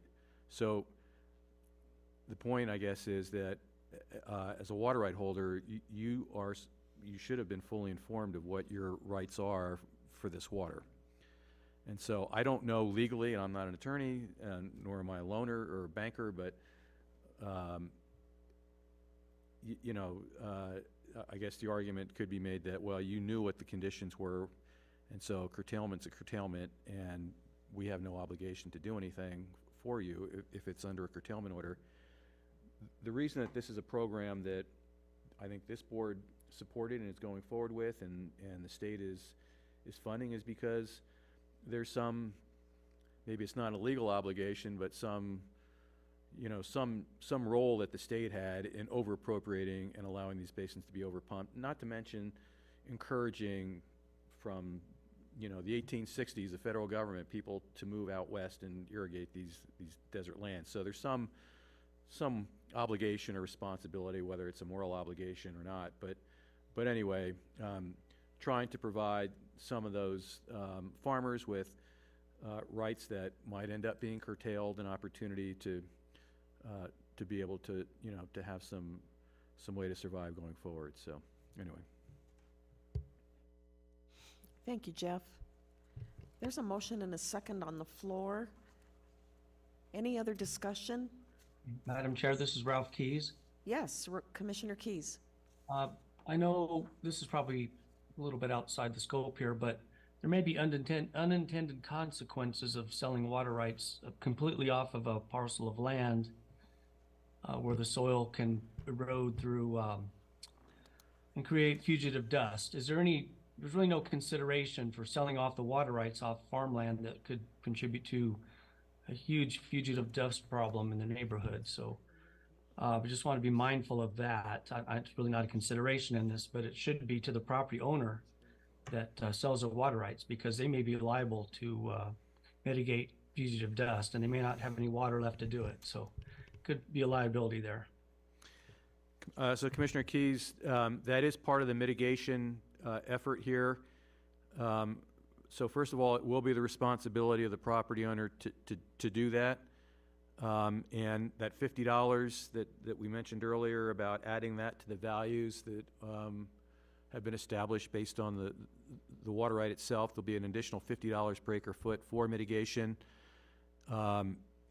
And so that will help serve that purpose. And the other aspect of this, which is included in the mitigation plan, is the possibility that a farmer can maintain, well, at least initially, a temporary right to establish a cover crop. So maybe for 6 months they would be able to maintain, a few acre feet of water to establish that cover crop, and or maintain a permanent 2 acre foot duty to be used as a domestic well and or for stock water well or something like that. So we are looking at the possibility, working with the state engineer's office, to figure out if there's a way that if a farmer sold his water rights, that they would be able to at least have some available for domestic purposes, stock water, and establishing a cover crop. Strickland here. That's important. Thank you. Thanks, Jeff. Can I? Yeah, Commissioner Strickland, I'm sorry, I didn't hear you. Oh, that's okay. The other thing that we've run across here in the valleys is when we don't have the farming, it goes fallow and we end up with a bunch of tumbleweeds. And then those tumbleweeds pull loose with the winds and they end up all against the fences on the surrounding residential property. So that's become a problem here, just to let you know. Yeah, thank you for that. Any other comments or questions? Is there any opposition to the motion that's on the floor? With no opposition, that motion passes. John Klenke, it's your turn. Thank you for being so patient. All right. John, we're going to try to pull your PowerPoint up real quick. You want me to text Pam right quick? Yeah, it's lunch. She might not even be here. Preemptive strike. While they're getting that set up, I'm going to read this item into the agenda. John Klenke, who is a geoscientist with Nye County, is here with us today. He's going to present an update on Nye County's tritium sampling and monitoring program.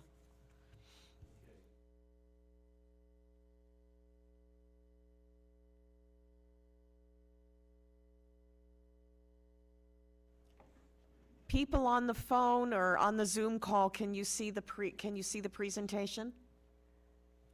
Not yet.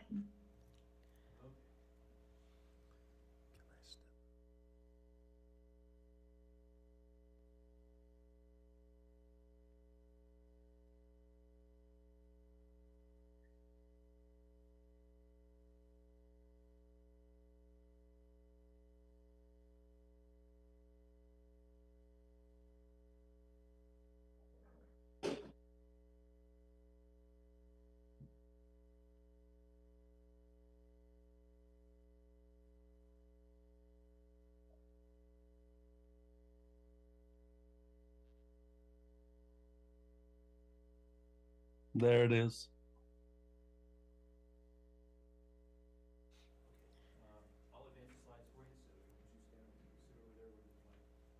Yeah, sit right here. Commissioner Frey he's irrigating today, so, no, you can, yeah, nobody's there. Here. Well, good morning, everybody. I appreciate you allowing me to come up and give this presentation or invite me up. My name's John Klinke. I'm a geoscientist with Nye County Natural Resources Federal Facility, and we operate this tritium sampling and monitoring program, TSAMP for short, under a grant from Department of Energy.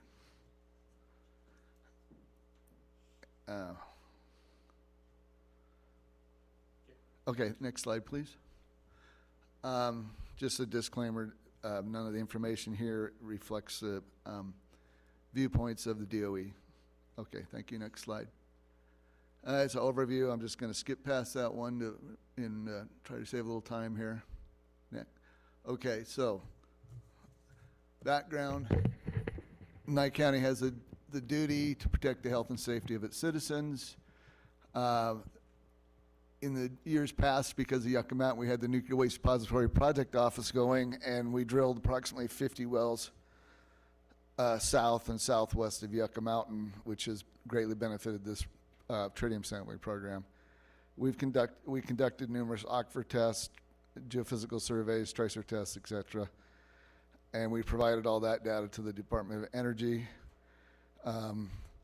Tritium, which is I'll talk about a little bit, and I think it's the next slide. Form of weapons tests has been observed migrating within and slightly off of the NNSS, which was previously referred to as Nevada Test Site. The migration we've seen is still only on federally controlled lands and is currently still below the Safe Drinking Water Act standard.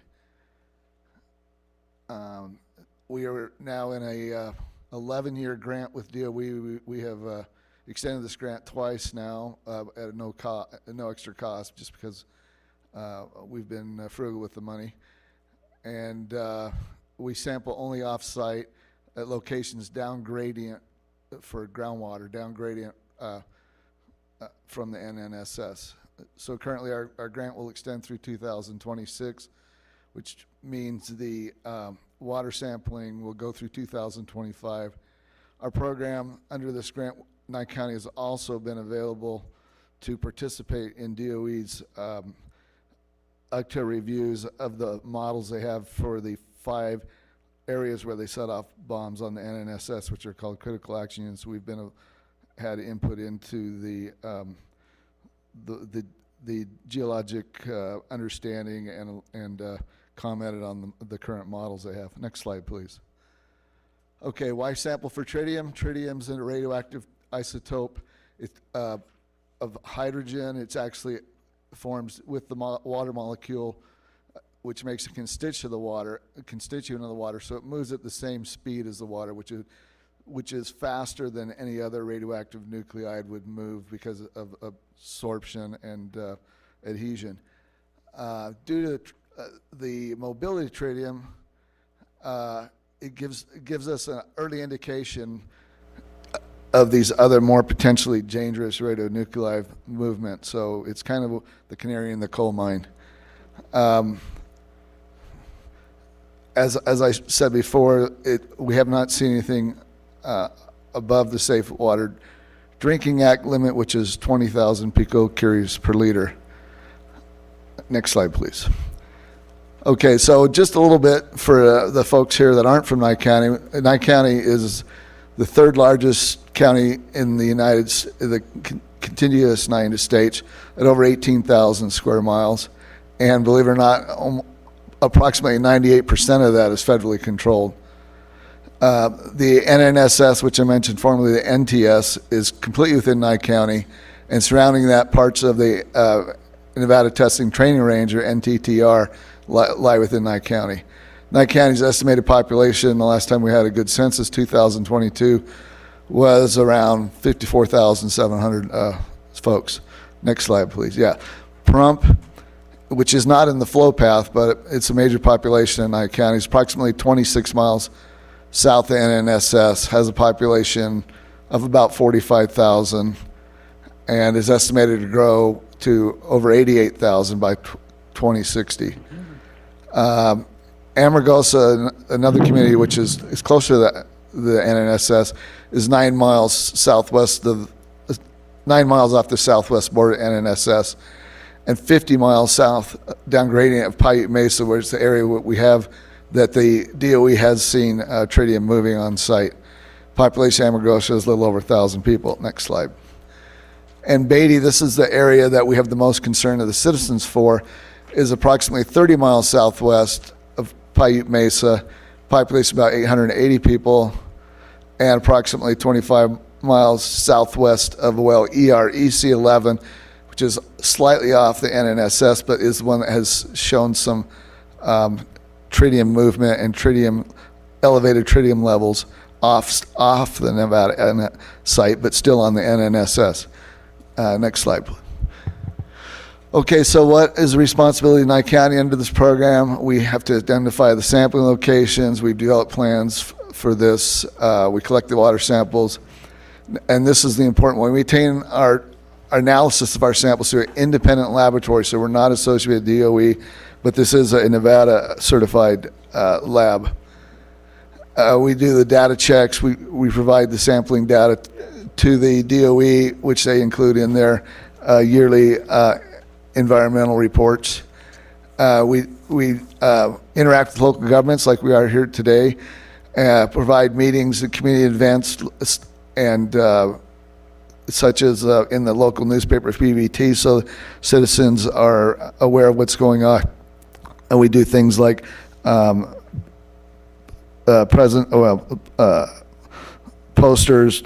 presentations at the DOE groundwater open houses when they've had those. Next slide, please. Okay, so this slide shows the gray outline, which is the NNSS or the NTS. You'll see the black large thick black circles. Those are the 5 critical action CAUs or critical action units where the DOE did their atomic testing. The 2 we're concerned about most are the ones up on the upper left, Paiute Mesa, and then right next to it, western Paiute Mesa, and that's where we've seen the movement. You can see EREC11, which I mentioned is where we have seen some elevated tritium, is in blue there. Now the blue oval is our area of concern. I can only make an oval, but we do not sample on the NTS or the NNSS, only on BLM private ground, basically. And everything is down gradient of the water flow coming off the site. You can see on this map the black arrows, and this is from DOE, the black arrows, the direction of groundwater flow. And it looks like it's kind of cut off, at least on our slide here, but you can see the large black arrow on the very far left pointing towards Beatty. So we have the groundwater flow direction coming off the western Paiute Mesa towards Beatty. That's the one we're most concerned about. Okay, next slide, please. So we determine our locations by looking at geology, hydrology, proximity to population, input from organizations and private citizens.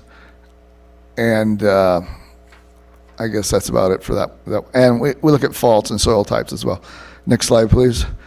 Okay, so we've been sampling since 2015. Each one of these maps we're going to do in succession is our yearly results. I'm not going to get too much into it because you people, most of you aren't familiar with the area, but I do have the wells listed there. So this first year we established 10 core wells where we sampled between Beatty, Amargosa, Lathrop Wells area, and you can see those as dots on the map here.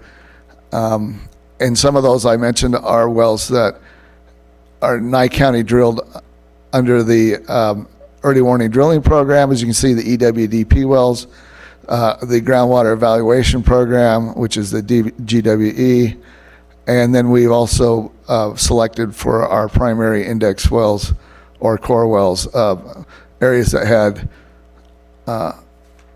that were multiple use wells, like for instance the Northwest Academy, Amargosa Elementary School, Beatty Water and Sanitation Supply Well supplies the water for Beatty, and a few other areas that we're interested. But this is our 10 core wells, and we do these every year, subsequent after 2015.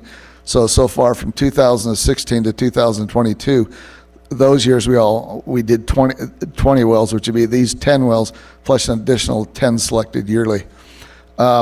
Next slide, please. Okay, so this shows the 10 core wells plus the additional wells we did those years. And one thing I want to point out on this slide is in this year, the second year, we started doing what they call the EROV wells. This year we did EROV-03A3, and these wells were put in by the USGS under direction of DOE on the areas off of the NTS and NNSS on the public lands towards the Beatty. We've been sampling at least one of these wells every year since 2016. I have a slide coming up. We'll discuss that a little more. Next slide, please. Okay, so the same general areas every year, 2017. And in this year we started the NESTEC, which is the on-site sampling group for DOE, also started piggybacking off of us because we go out and develop a well so we get a good clean sample, and they'll come and take a sample with us, and they'll do much more detailed analysis than we're doing. Our program is just looking for tritium, and we're only looking for tritium unenriched, which is 300 picocuries per liter, which is 1.5% of the Safe Drinking Water Act limit. So we're looking pretty low, but we're not doing a research grade sampling. Next slide. 2018, same thing. We haven't seen anything. Again, on this slide, all 20 results showed undetectable levels of tritium. Next slide. 2019, same thing. Next slide. Okay, same thing on this slide, but in 2020 we started, I think it was this slide, we started selecting resampling of wells on a 4-year rotating basis. So starting in 2020, because wells were getting scarce, we started doing 3 wells over again that we did 4 years previous to show that there still temporarily was not any tritium found in those wells, and we do what we feel were the most important wells in that period. I think I missed on one of those slides that I think it was 2018 we started accepting private wells into the program. We would go out and solicit locals that were interested in having their well sampled, and this was able to expand our spatial availability to this program. Next slide, please. 2021, same thing. We didn't see anything again. List of wells there, and you can look them up if you're interested. Next slide. So this was last year, the last set of results. Same thing, and one thing I haven't mentioned, we don't just sample wells, we also sample springs. We feel, especially in the Beatty area, some of the hotter springs are good because they're deep circulating water and could possibly pick up any migration that a surface well wouldn't pick up. And one of the reasons we're doing this program, especially in the Beatty area, is the on-site, the DOE has great models. They've modeled all this stuff, but there's always that very vanishingly small possibility that they miss something. And so we're out there sampling, we do see some tritium, then the bells and whistles go off, and everybody would try to figure out what's going on. So our program is kind of a feel-good program that, hey, we're out there looking too, and we're not finding anything. So we feel pretty good about that. That it really gives the local citizens a little more comfort feeling that it's not just the DOE that's reporting we're not finding anything. Next slide, please. I mentioned the EROV wells, which are northeast of Beatty towards Paiute Mesa. Paiute Mesa is off to the far north, would be the northeast on this slide, but it's not on the slide. It's farther away. But all these wells are between the NNSS and Beatty, and these are the wells I was talking about that USGS put in. So our program, the TSAMP program, has sampled all these wells at least once. There is one well there that we will not sample, the green one, I think is 03 OV2 or something, 03A2, we will not sample because there's poor hydrologic connection with that well to the formation according to USGS, and it's because the well's so deep, it is extremely long purge time. So now we're just getting to the point now. So this year, 2023, we will start to cycle back through these wells now that we've sampled them all. And in the photo there, you can see our pump there, which is a small flow positive displacement pump called a Bennett pump, and we can sample down to 1,000 feet with that sampling setup. Okay, next slide, please.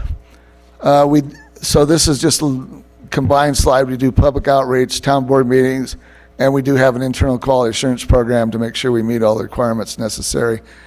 That's probably about all I need to say on that one. Next slide, please. Okay, so 2023 coming up. This is my list of possible sampling locations for this year. You can see the gray area is the NNSS, and the purple area is the testing and training range. So those are out of bounds. The gray circles or gray dots are areas we've already sampled, and the red circles with the labels on them are the ones we're considering sampling this year. And besides this, or I guess I say in addition to these, I think it was the 9th of this month we attended the Beatty Town Board meeting. We did get a couple of more areas that are possible. One would be the Ashanti, Anglo Gold Ashanti is working in the area. They're going to be doing a large-scale pump tests shortly, just north of Beatty in what they call the North Bullfrog area. And we have a possibility of sampling a discharge when they start the long-term large pump. So that would be a very good sample for us to get. And that data is being shared. So the information to get from that pump test will also be, some of it will be used by the DOE folks to evaluate through their model they have. We also have 2 other wells that from private citizens possible in the Beatty area. Next slide, please. Okay, so this just gives you a little idea of possible sampling and kind of what we're up against. So this was a well search in the area. All the shaded dark squares are the townships that I looked at. Then you can see the yellow and red dots. Those are the only new wells that have been drilled in these areas since 2018. And the yellow patches are the areas where we're pretty much data deficient. Some of those areas will never get sampled just because there's no well, or one area up there because it's U.S. ecology area. We could get false positives because they do have radioactive nuclide stored there, so we won't be doing that area. It just gives you an idea of the general area. Next slide, please. And that's all we have. That concludes my talk. Thank you. I have a question. How do you decide for 2023 where you're going to test? So the question was, I guess I don't have to repeat. You got the microphone. Yeah, that's okay. So like I said, it's pretty much availability of wells now. Like for instance, one of the, if we see a new well, there's one area on that new well there where at the post office in Amargosa, they drilled a new well and next to it at a deeper depth. So we're going to go ahead and do that well. So you don't drill wells, you use that, I guess Oh, that was okay. what my question Okay, was. yeah, You a use little existing wells. Gotcha. Kind of confusing. Yeah. So the wells that I talked about previously that we drilled were the wells that were put in by the Nuclear Waste Repository Project Office back when Yucca Mountain was going. We had funding. Those are all south and west of Yucca Mountain and our property of Nye County. And so we incorporated those. But no, we do not drill any wells. We don't have funding to drill wells into this program. John? You're welcome. Are there any questions for John? Madam Chair, this is Commissioner Ralph Keyes. Yes, Commissioner Keyes, go ahead. Knowing that I do have property in the Sarcobatis area, Sarcobatis Flats, I know we've talked about monitoring a well over in that area, and it doesn't show that you've monitored that one, I don't believe. But what is the typical depth of your wells that you are monitoring? Do you have any deep wells? Yeah, so there are some deep wells. The ones mentioned northeast of Beatty, the EROV wells, environmental restoration, Oasis Valley wells. There is a couple of deep ones there that are 500 feet plus. So, the Beatty supply wells, a couple of those are very deep. One of them's over 1,200 feet. I believe it's EW4. I can't remember the name right off the top, but there are a few. It's just that we just kind of do wells of opportunity, and locations. When you get out there and been doing it as long as we have, the number of new wells gets smaller and smaller every year. So, yeah, we do some deep. We don't necessarily target deep wells, but we do like to get those if available. They usually have to be a pumping well because we don't have the ability to do a large pump to get a good formation water on those wells. But also, like I did mention, we do the springs. We do like the Bailey's Hot Springs. And whenever we can get to the springs, we feel those are deeper circulating water. So, and those are all in key areas around the Oasis Valley area. So, and we did your well in 2016, I believe, on Sarcobatis. Okay, I just hadn't really followed up with you since then. So my question was, the depth of the water and the speed of the water moving through the aquifers too. I'm sure you monitor all that too. So, yeah. All right, thank you. That's all I had. Yeah. Thank you, Commissioner. Yeah, Chris Wagenseller. Have you been able to determine the speed the aquifers are moving? So, turned off. So, the only speeds that we actually have are what would be supplied to us by DOE, where you have to have multiple wells, first of all, to get a speed on it. And so the speed of the water movement, where it's actually been moving, which I talked about EREC 11, is about, I'm going to say 0.0. Well, I was just doing some quick back of the envelopes here. Between 0.02 and 0.09 miles per year. And if you look at Beatty being 26 miles, you're looking at about 300 years before tritium, which is the fastest moving radioactive nuclide, could get there. You're looking about 300 years, and it would all be decayed away anyway. So, like I was saying, the tritium is kind of precursor to any bad nasties that we would ever see. We do know they're moving, but it's moving very, very slowly, according to them. Any other questions for John? Yeah, Chris. So the bad ones you're talking about following tritium, would those be filtered out over time as it moves through the soil? Partially. So I'm not an expert on that field. That's again DOE. It becomes each radioactive nuclide has its particular characteristics and chemical characteristics. They absorption and so they can do chemical reactions and then be released, and they're slowed down by other reactions and stuff like that. I can't really tell you the answers to that, but there's a lot of information from DOE on each particular nuclide and how it moves. That I can get you information if you're interested. Thank you, John. Final opportunity for questions for John Klenke. John, we really appreciated you being here, and it was a pleasure to be able to see you again. Yeah. Yeah. Oh, thanks for inviting me up. I had a lot of fun. Good.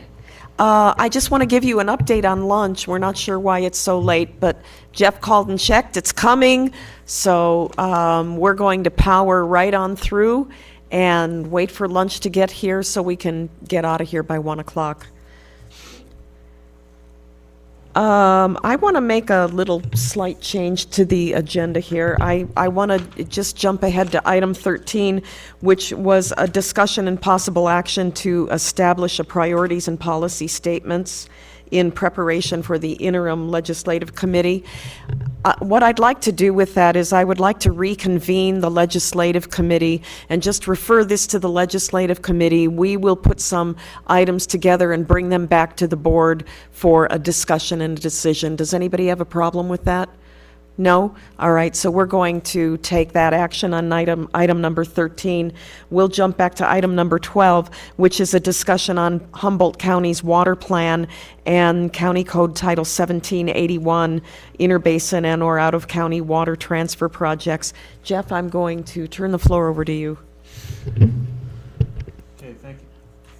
Thank you, Madam Chair. So, as you know, Central Nevada Regional Water Authority has made county water resource plans a priority, and in 2019 requested a bill draft request at Senator Goycochea, sponsored and got passed through the legislature unanimously and was signed by the governor, Senate Bill 150, which requires all counties and cities in the state to have water resource plans under most cities, or unless the city was part of a county plan.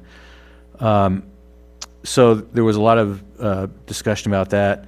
And in addition, the state is updating their water resource plan as well. In reviewing various county water plans, I try to keep up to date on where everybody is, CNRWA member counties especially, where everybody is on their water resource plan. I happened to come across the Humboldt County plan, water plan, which was updated in 2017, so it was before the enactment of Senate Bill 150, which required it to be done, but this was in the works for some time. And was interested to see specific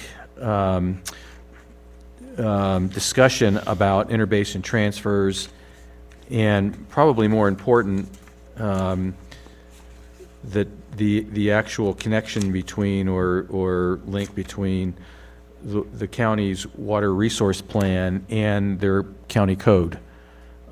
So the portion of the county water resource plan that deals specifically with interbasin water transfers is included in your backup. It's section 4.4 of the county's water resource plan from December 2017. And then the specific chapter of the Humboldt County Code, chapter 17.81, interbasin and or out-of-county water transfer projects.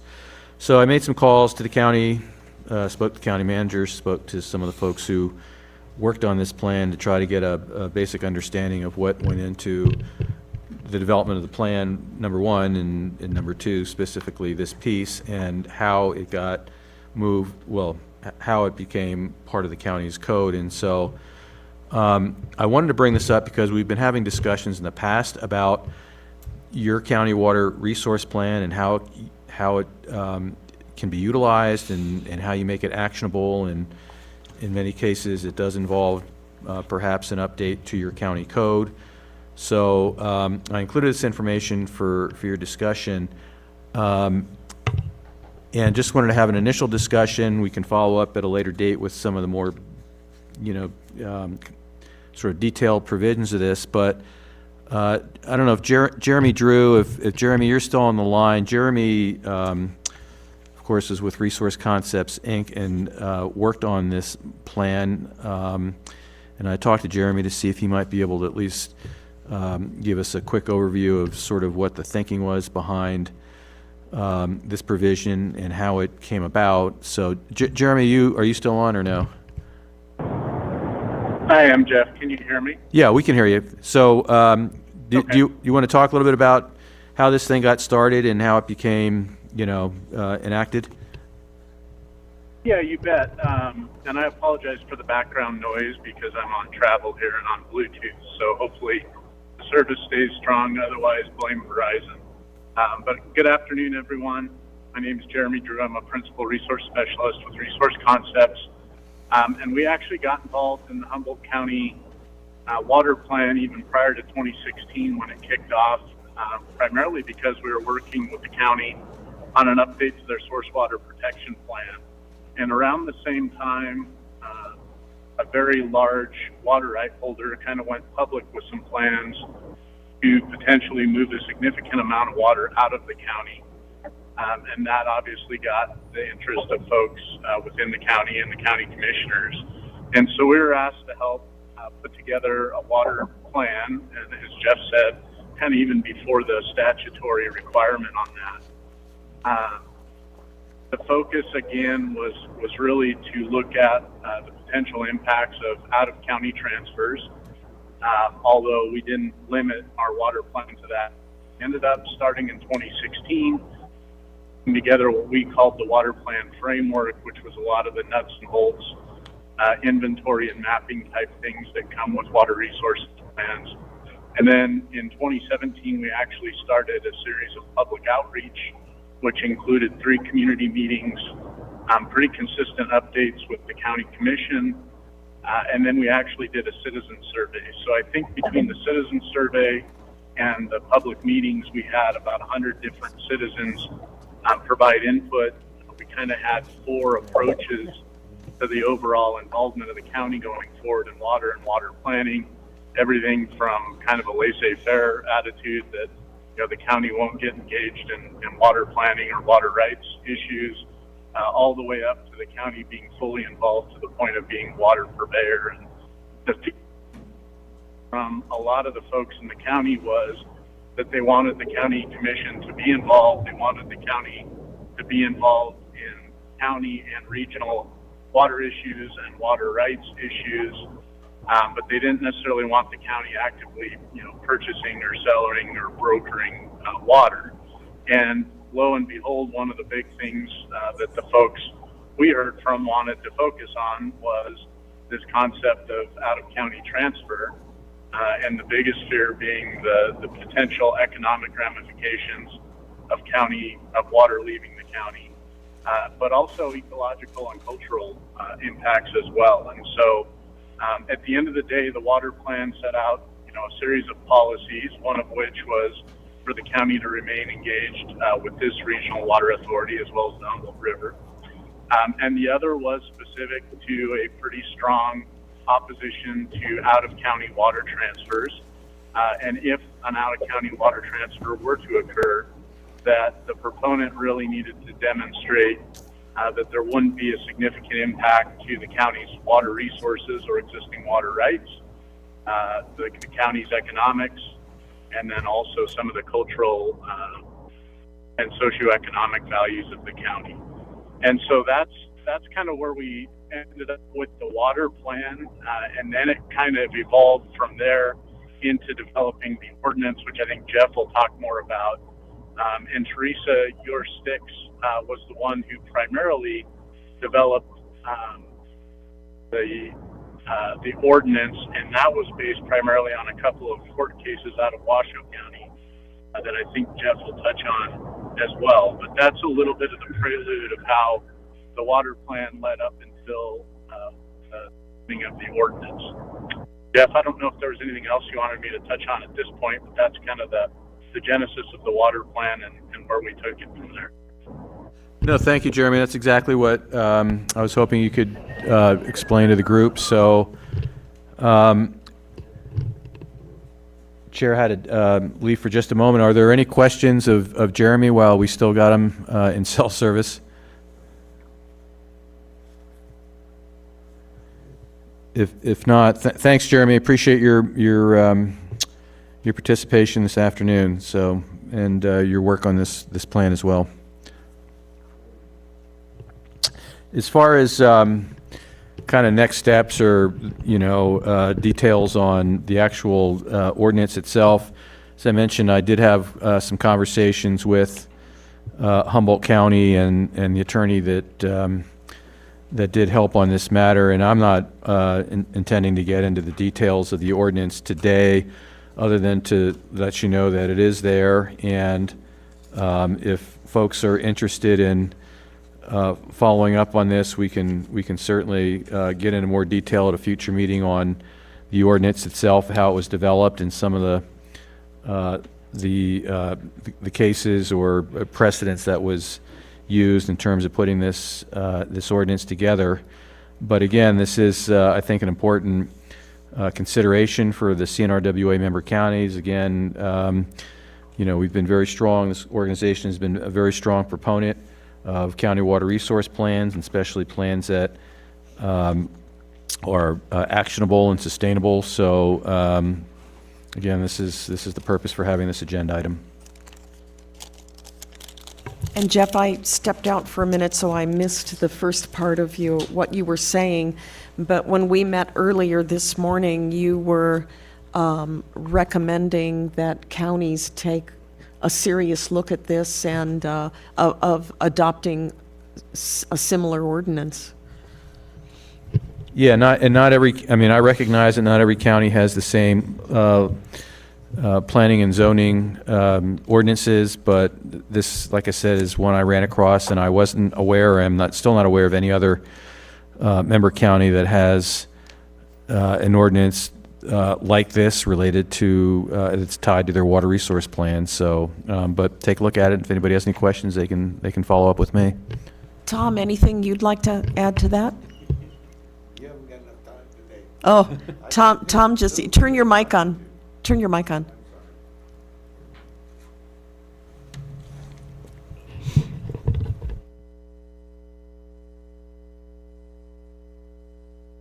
Done through or behind closed doors that I know of. So who have you been talking to in Humboldt County? Who's besides Jeremy, who's involved in this, so I can talk to them too?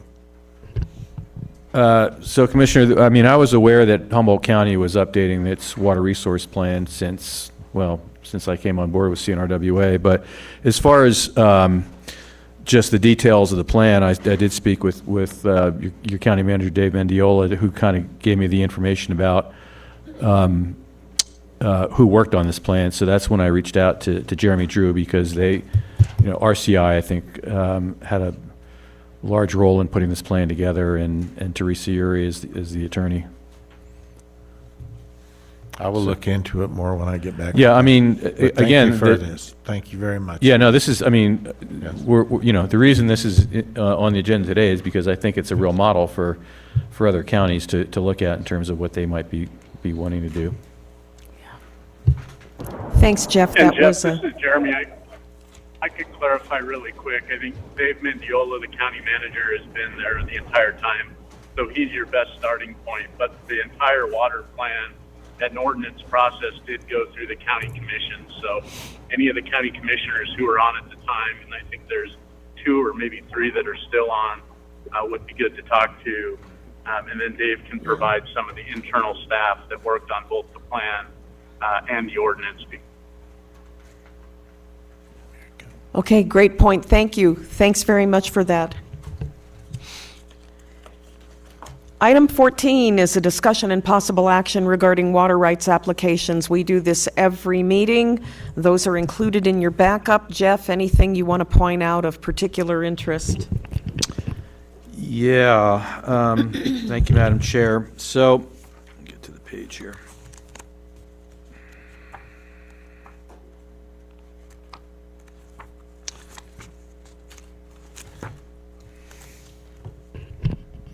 Okay, so the only page from the monthly reports that I included in this report is, I believe it's the first page of the October monthly report. So we had our last meeting on September 22nd, and there was one application there that we talked about, and I'll bring up in just a minute.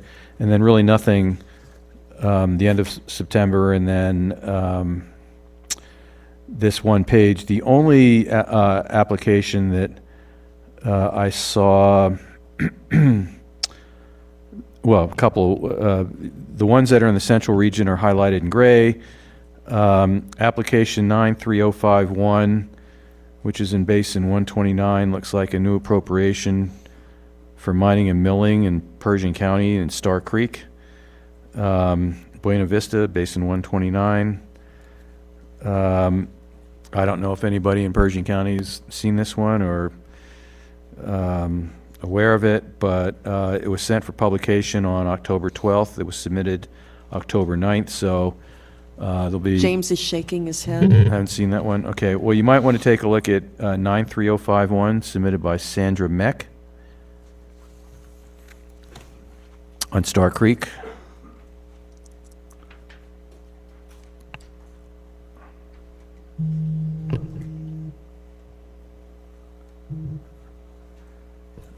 And then there are some applications, and those look like change applications for green energy resources in Esmeralda and Alkali Springs, Basin 142. They were filed on October 2nd and then returned on October 12th. So I don't know if anybody from Esmeralda County is aware of these applications or if they know what's going on with any of these. Nope. Okay. So, you're asking about the green energy? They're Yeah. taking out Alkali and they're gonna pump it to Clayton Valley, where they have claims. And there's a new one, Esmeralda Minerals has also requested 50 acre feet in Clayton Valley. And they used to be Schlumberger, they got that temporary 5-year water, Yeah. which expires this January, so they're reapplying again. Okay, so I'm sorry, Chris, the 93039 and 93040, the green energy resources are... Just in Alkali, but they wanna pump it to Clayton Valley, where they have Okay, claims. okay. Do you know why they might have been returned, or? I can't find anything, there's nothing, no There's nothing documents posted, online. that's, yeah. Yeah. So I'll keep an eye on those, and if you want to let me know if you hear of anything, that would be great. Okay. Since the last meeting of the board, in which you approved filing a protest against Othium, that was done. So the town of Tonopah and Esmeralda County, Tonopah Utilities and Esmeralda County filed a protest, and then I did on behalf of CNRWA. The protest from on behalf of Esmeralda County and Tonopah are very detailed. I did not have access to that information necessarily, or nor was it my belief that that's sort of the approach that we should take. So the protest that I filed on behalf of CNRWA is in your packet, and it basically just supports the protest filed by Esmeralda County and Tonopah Utilities, and pointed out that these applications were not in the public interest, and probably the most important point is that it's a fully appropriated basin, and those water rights have been protected past rulings or orders by the state engineer have rejected, applications for appropriations in the past, so this should be the same, same situation for this particular application. So, I don't know, I haven't heard anything other than just the state engineer notifying Authium that the protests were filed, so we'll stay tuned on that one. And then lastly, you may recall Granite Springs Basin, and there have been at least 2 or 3 previous applications to move water from that basin into file for water rights there and move that basin move that water out of Granite Springs Valley.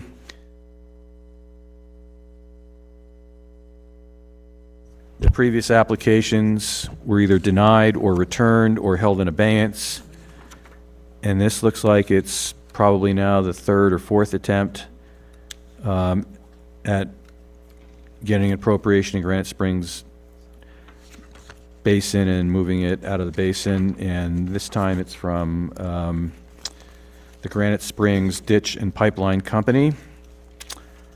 So, and then there's additional backup material, but there seems to be some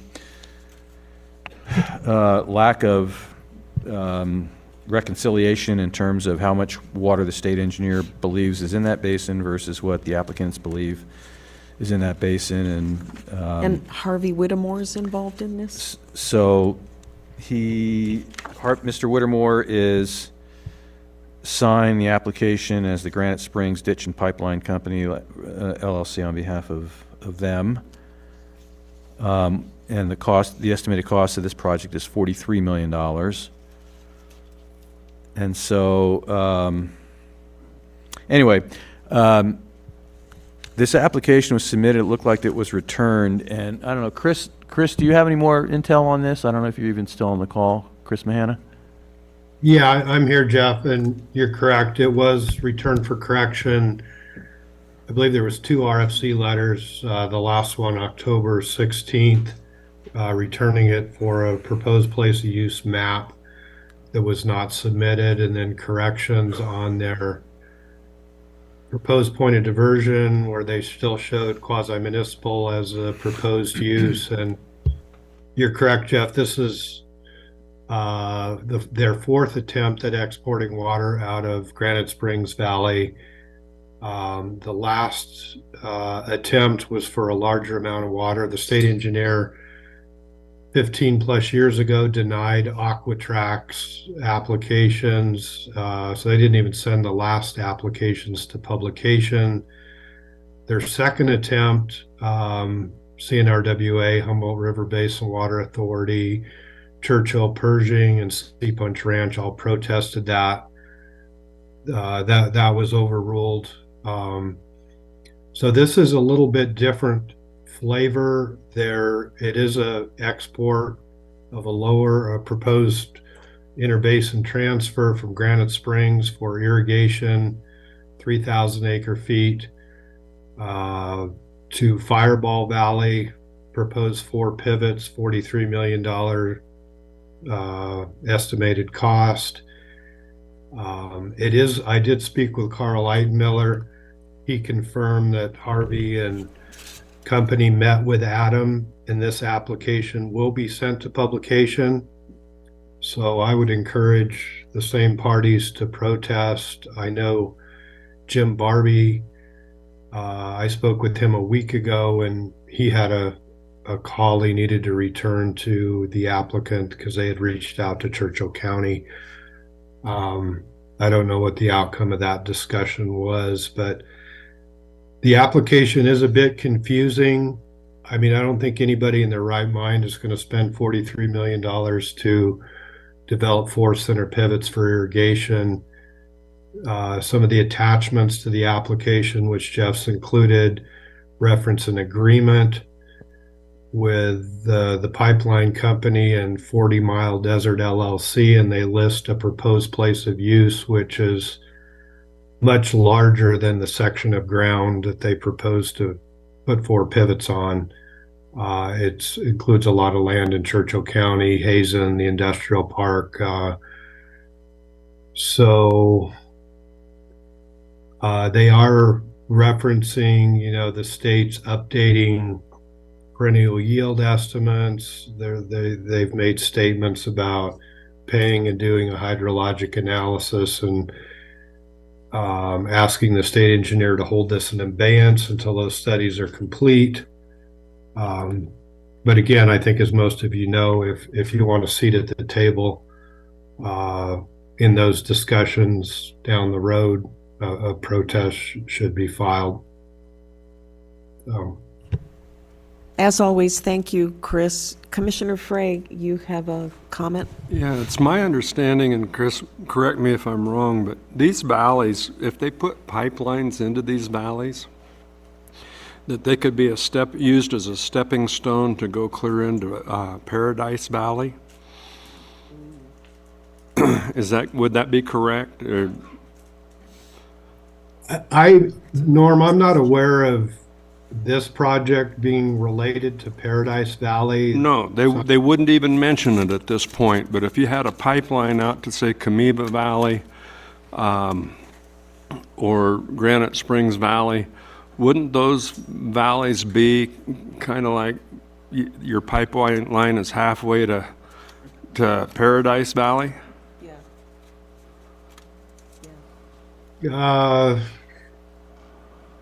Just something to think about. I mean, it's certainly in that direction. I mean, this is a genesis going back clear to EchoVision, if folks remember that. In Aquatrack. It's Tom Gallagher, Summit Engineering, in coordination with Harvey and Tim Tucker, the late Tim Tucker, that owns a bunch of land and water rights in Churchill County. Correct. But this, I mean, it's patently obvious that, at least my feeling, they have no intent in spending $40 million, $43 million to export water for 4 center pivots. Correct. But I think there's a larger plan, a long-range plan that isn't obvious, but it might be cause for Humboldt County, say, to take a good look at it. Yeah. Well, I think based on their prior 3 attempts, it's very obvious what their intent is. And Churchill County and Pershing and Sea Punch Ranch, we spent a lot of time and resources 15 years ago going to a full-blown hearing that I testified at. Dwight Smith, Terry Katzer, Dave Berger with the USGS, and the water's just simply not there. I mean, as Niall Pennington has testified to you folks, water levels are already declining in Granite Springs Valley just from the existing pumping that's going on, not to mention adding 3,000 more acre feet of demand to that. So.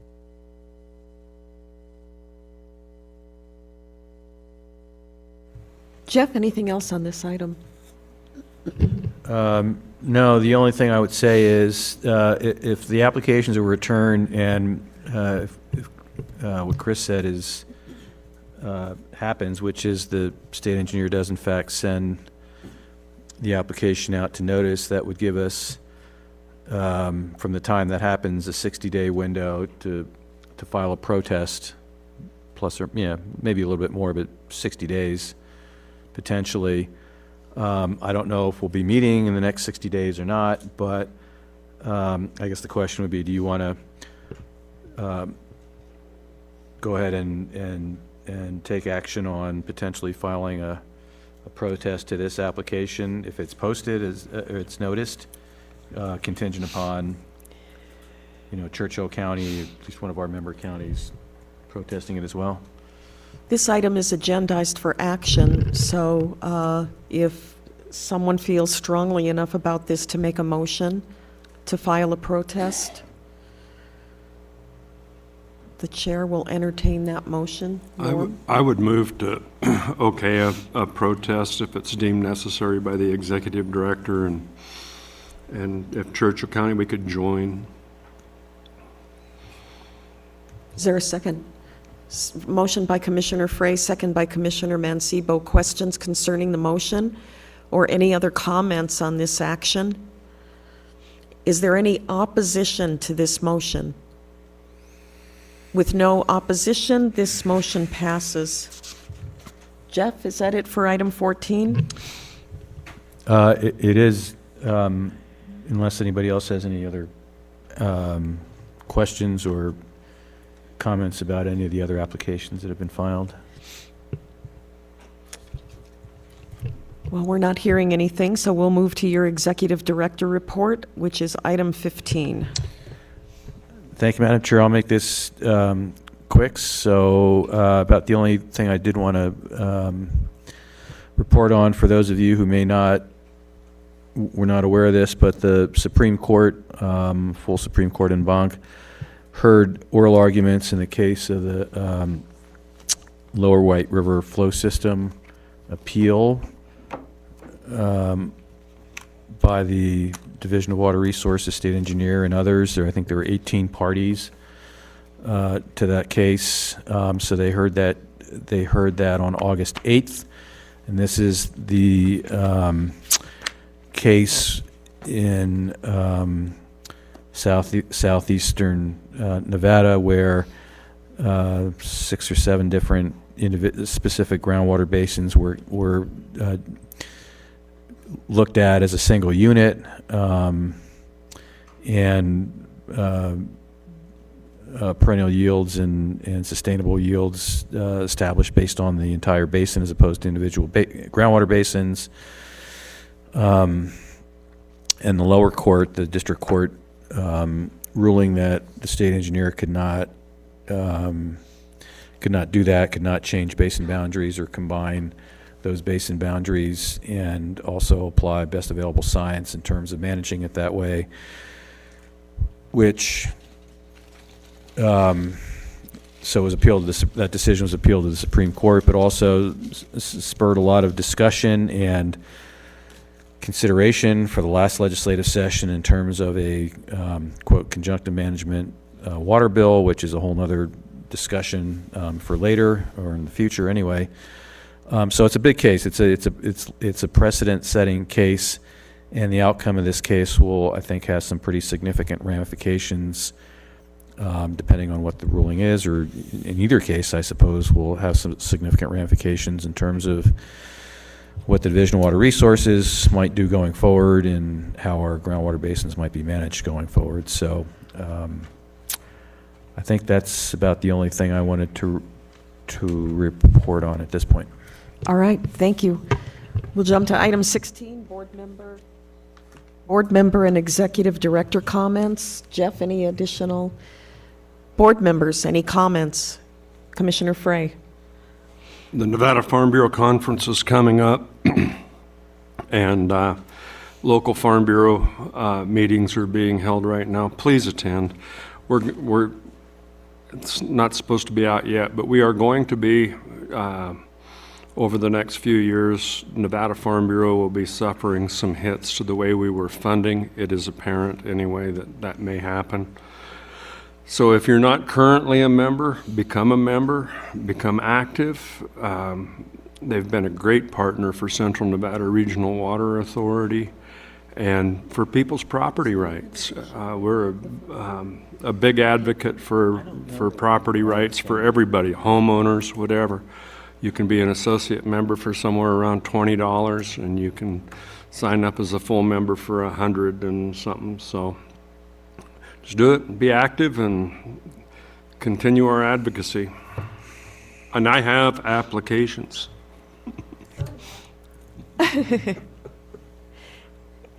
Anything else?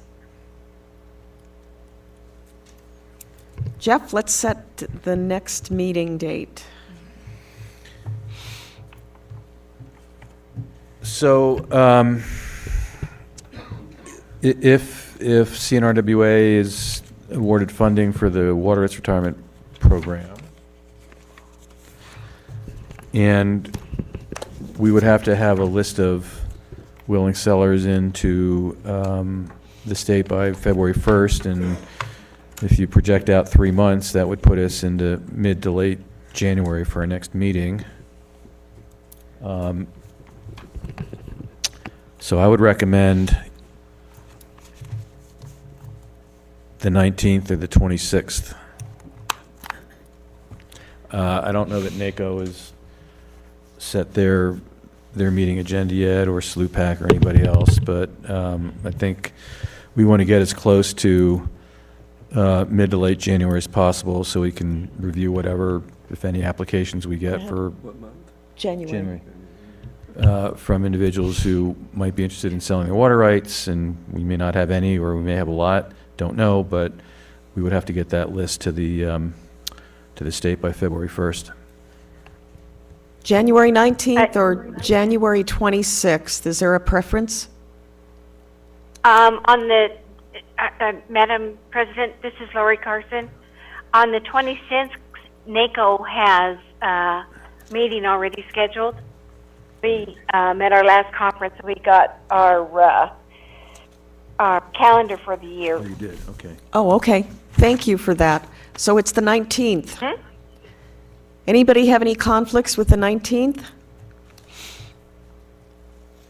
Can Churchill County host us again? Shoot, yeah. Why Okay. not? All right. I'll use all my authority here for saying yes. Madam Chair, as soon as the meeting's over, I'll walk down to Yeah. Pam Moore's office and see if they're Okay, so able it's to host us, and they've been very January gracious in the past. 19th, same bat time, same bat channel. Item 18 is our second public comment period. Again, this time is devoted to comments by the general public. We don't take action on matters raised under public comment until the matter itself has been included on an agenda as an action item. Is there any public comment for this final period? Hearing none? Oh, sorry, Leanne, go ahead. I just wanted to thank you guys. And identify yourself for the record again. Okay. That's all right. Leanna Carey, Progressive Ranch Magazine. I've been sitting in on the meetings for quite a few years now, and I just want to thank you guys so much for all the work you've done. It's just incredible. Well, thank you. And I think if we didn't see you at a meeting, Leanne, we might send the sheriff's office out to do a welfare check on you. And thank you. Thank you. Anything else? Thank you for attending. Thank you for your participation in person and on the phone. And this meeting is adjourned. We'll see you in January.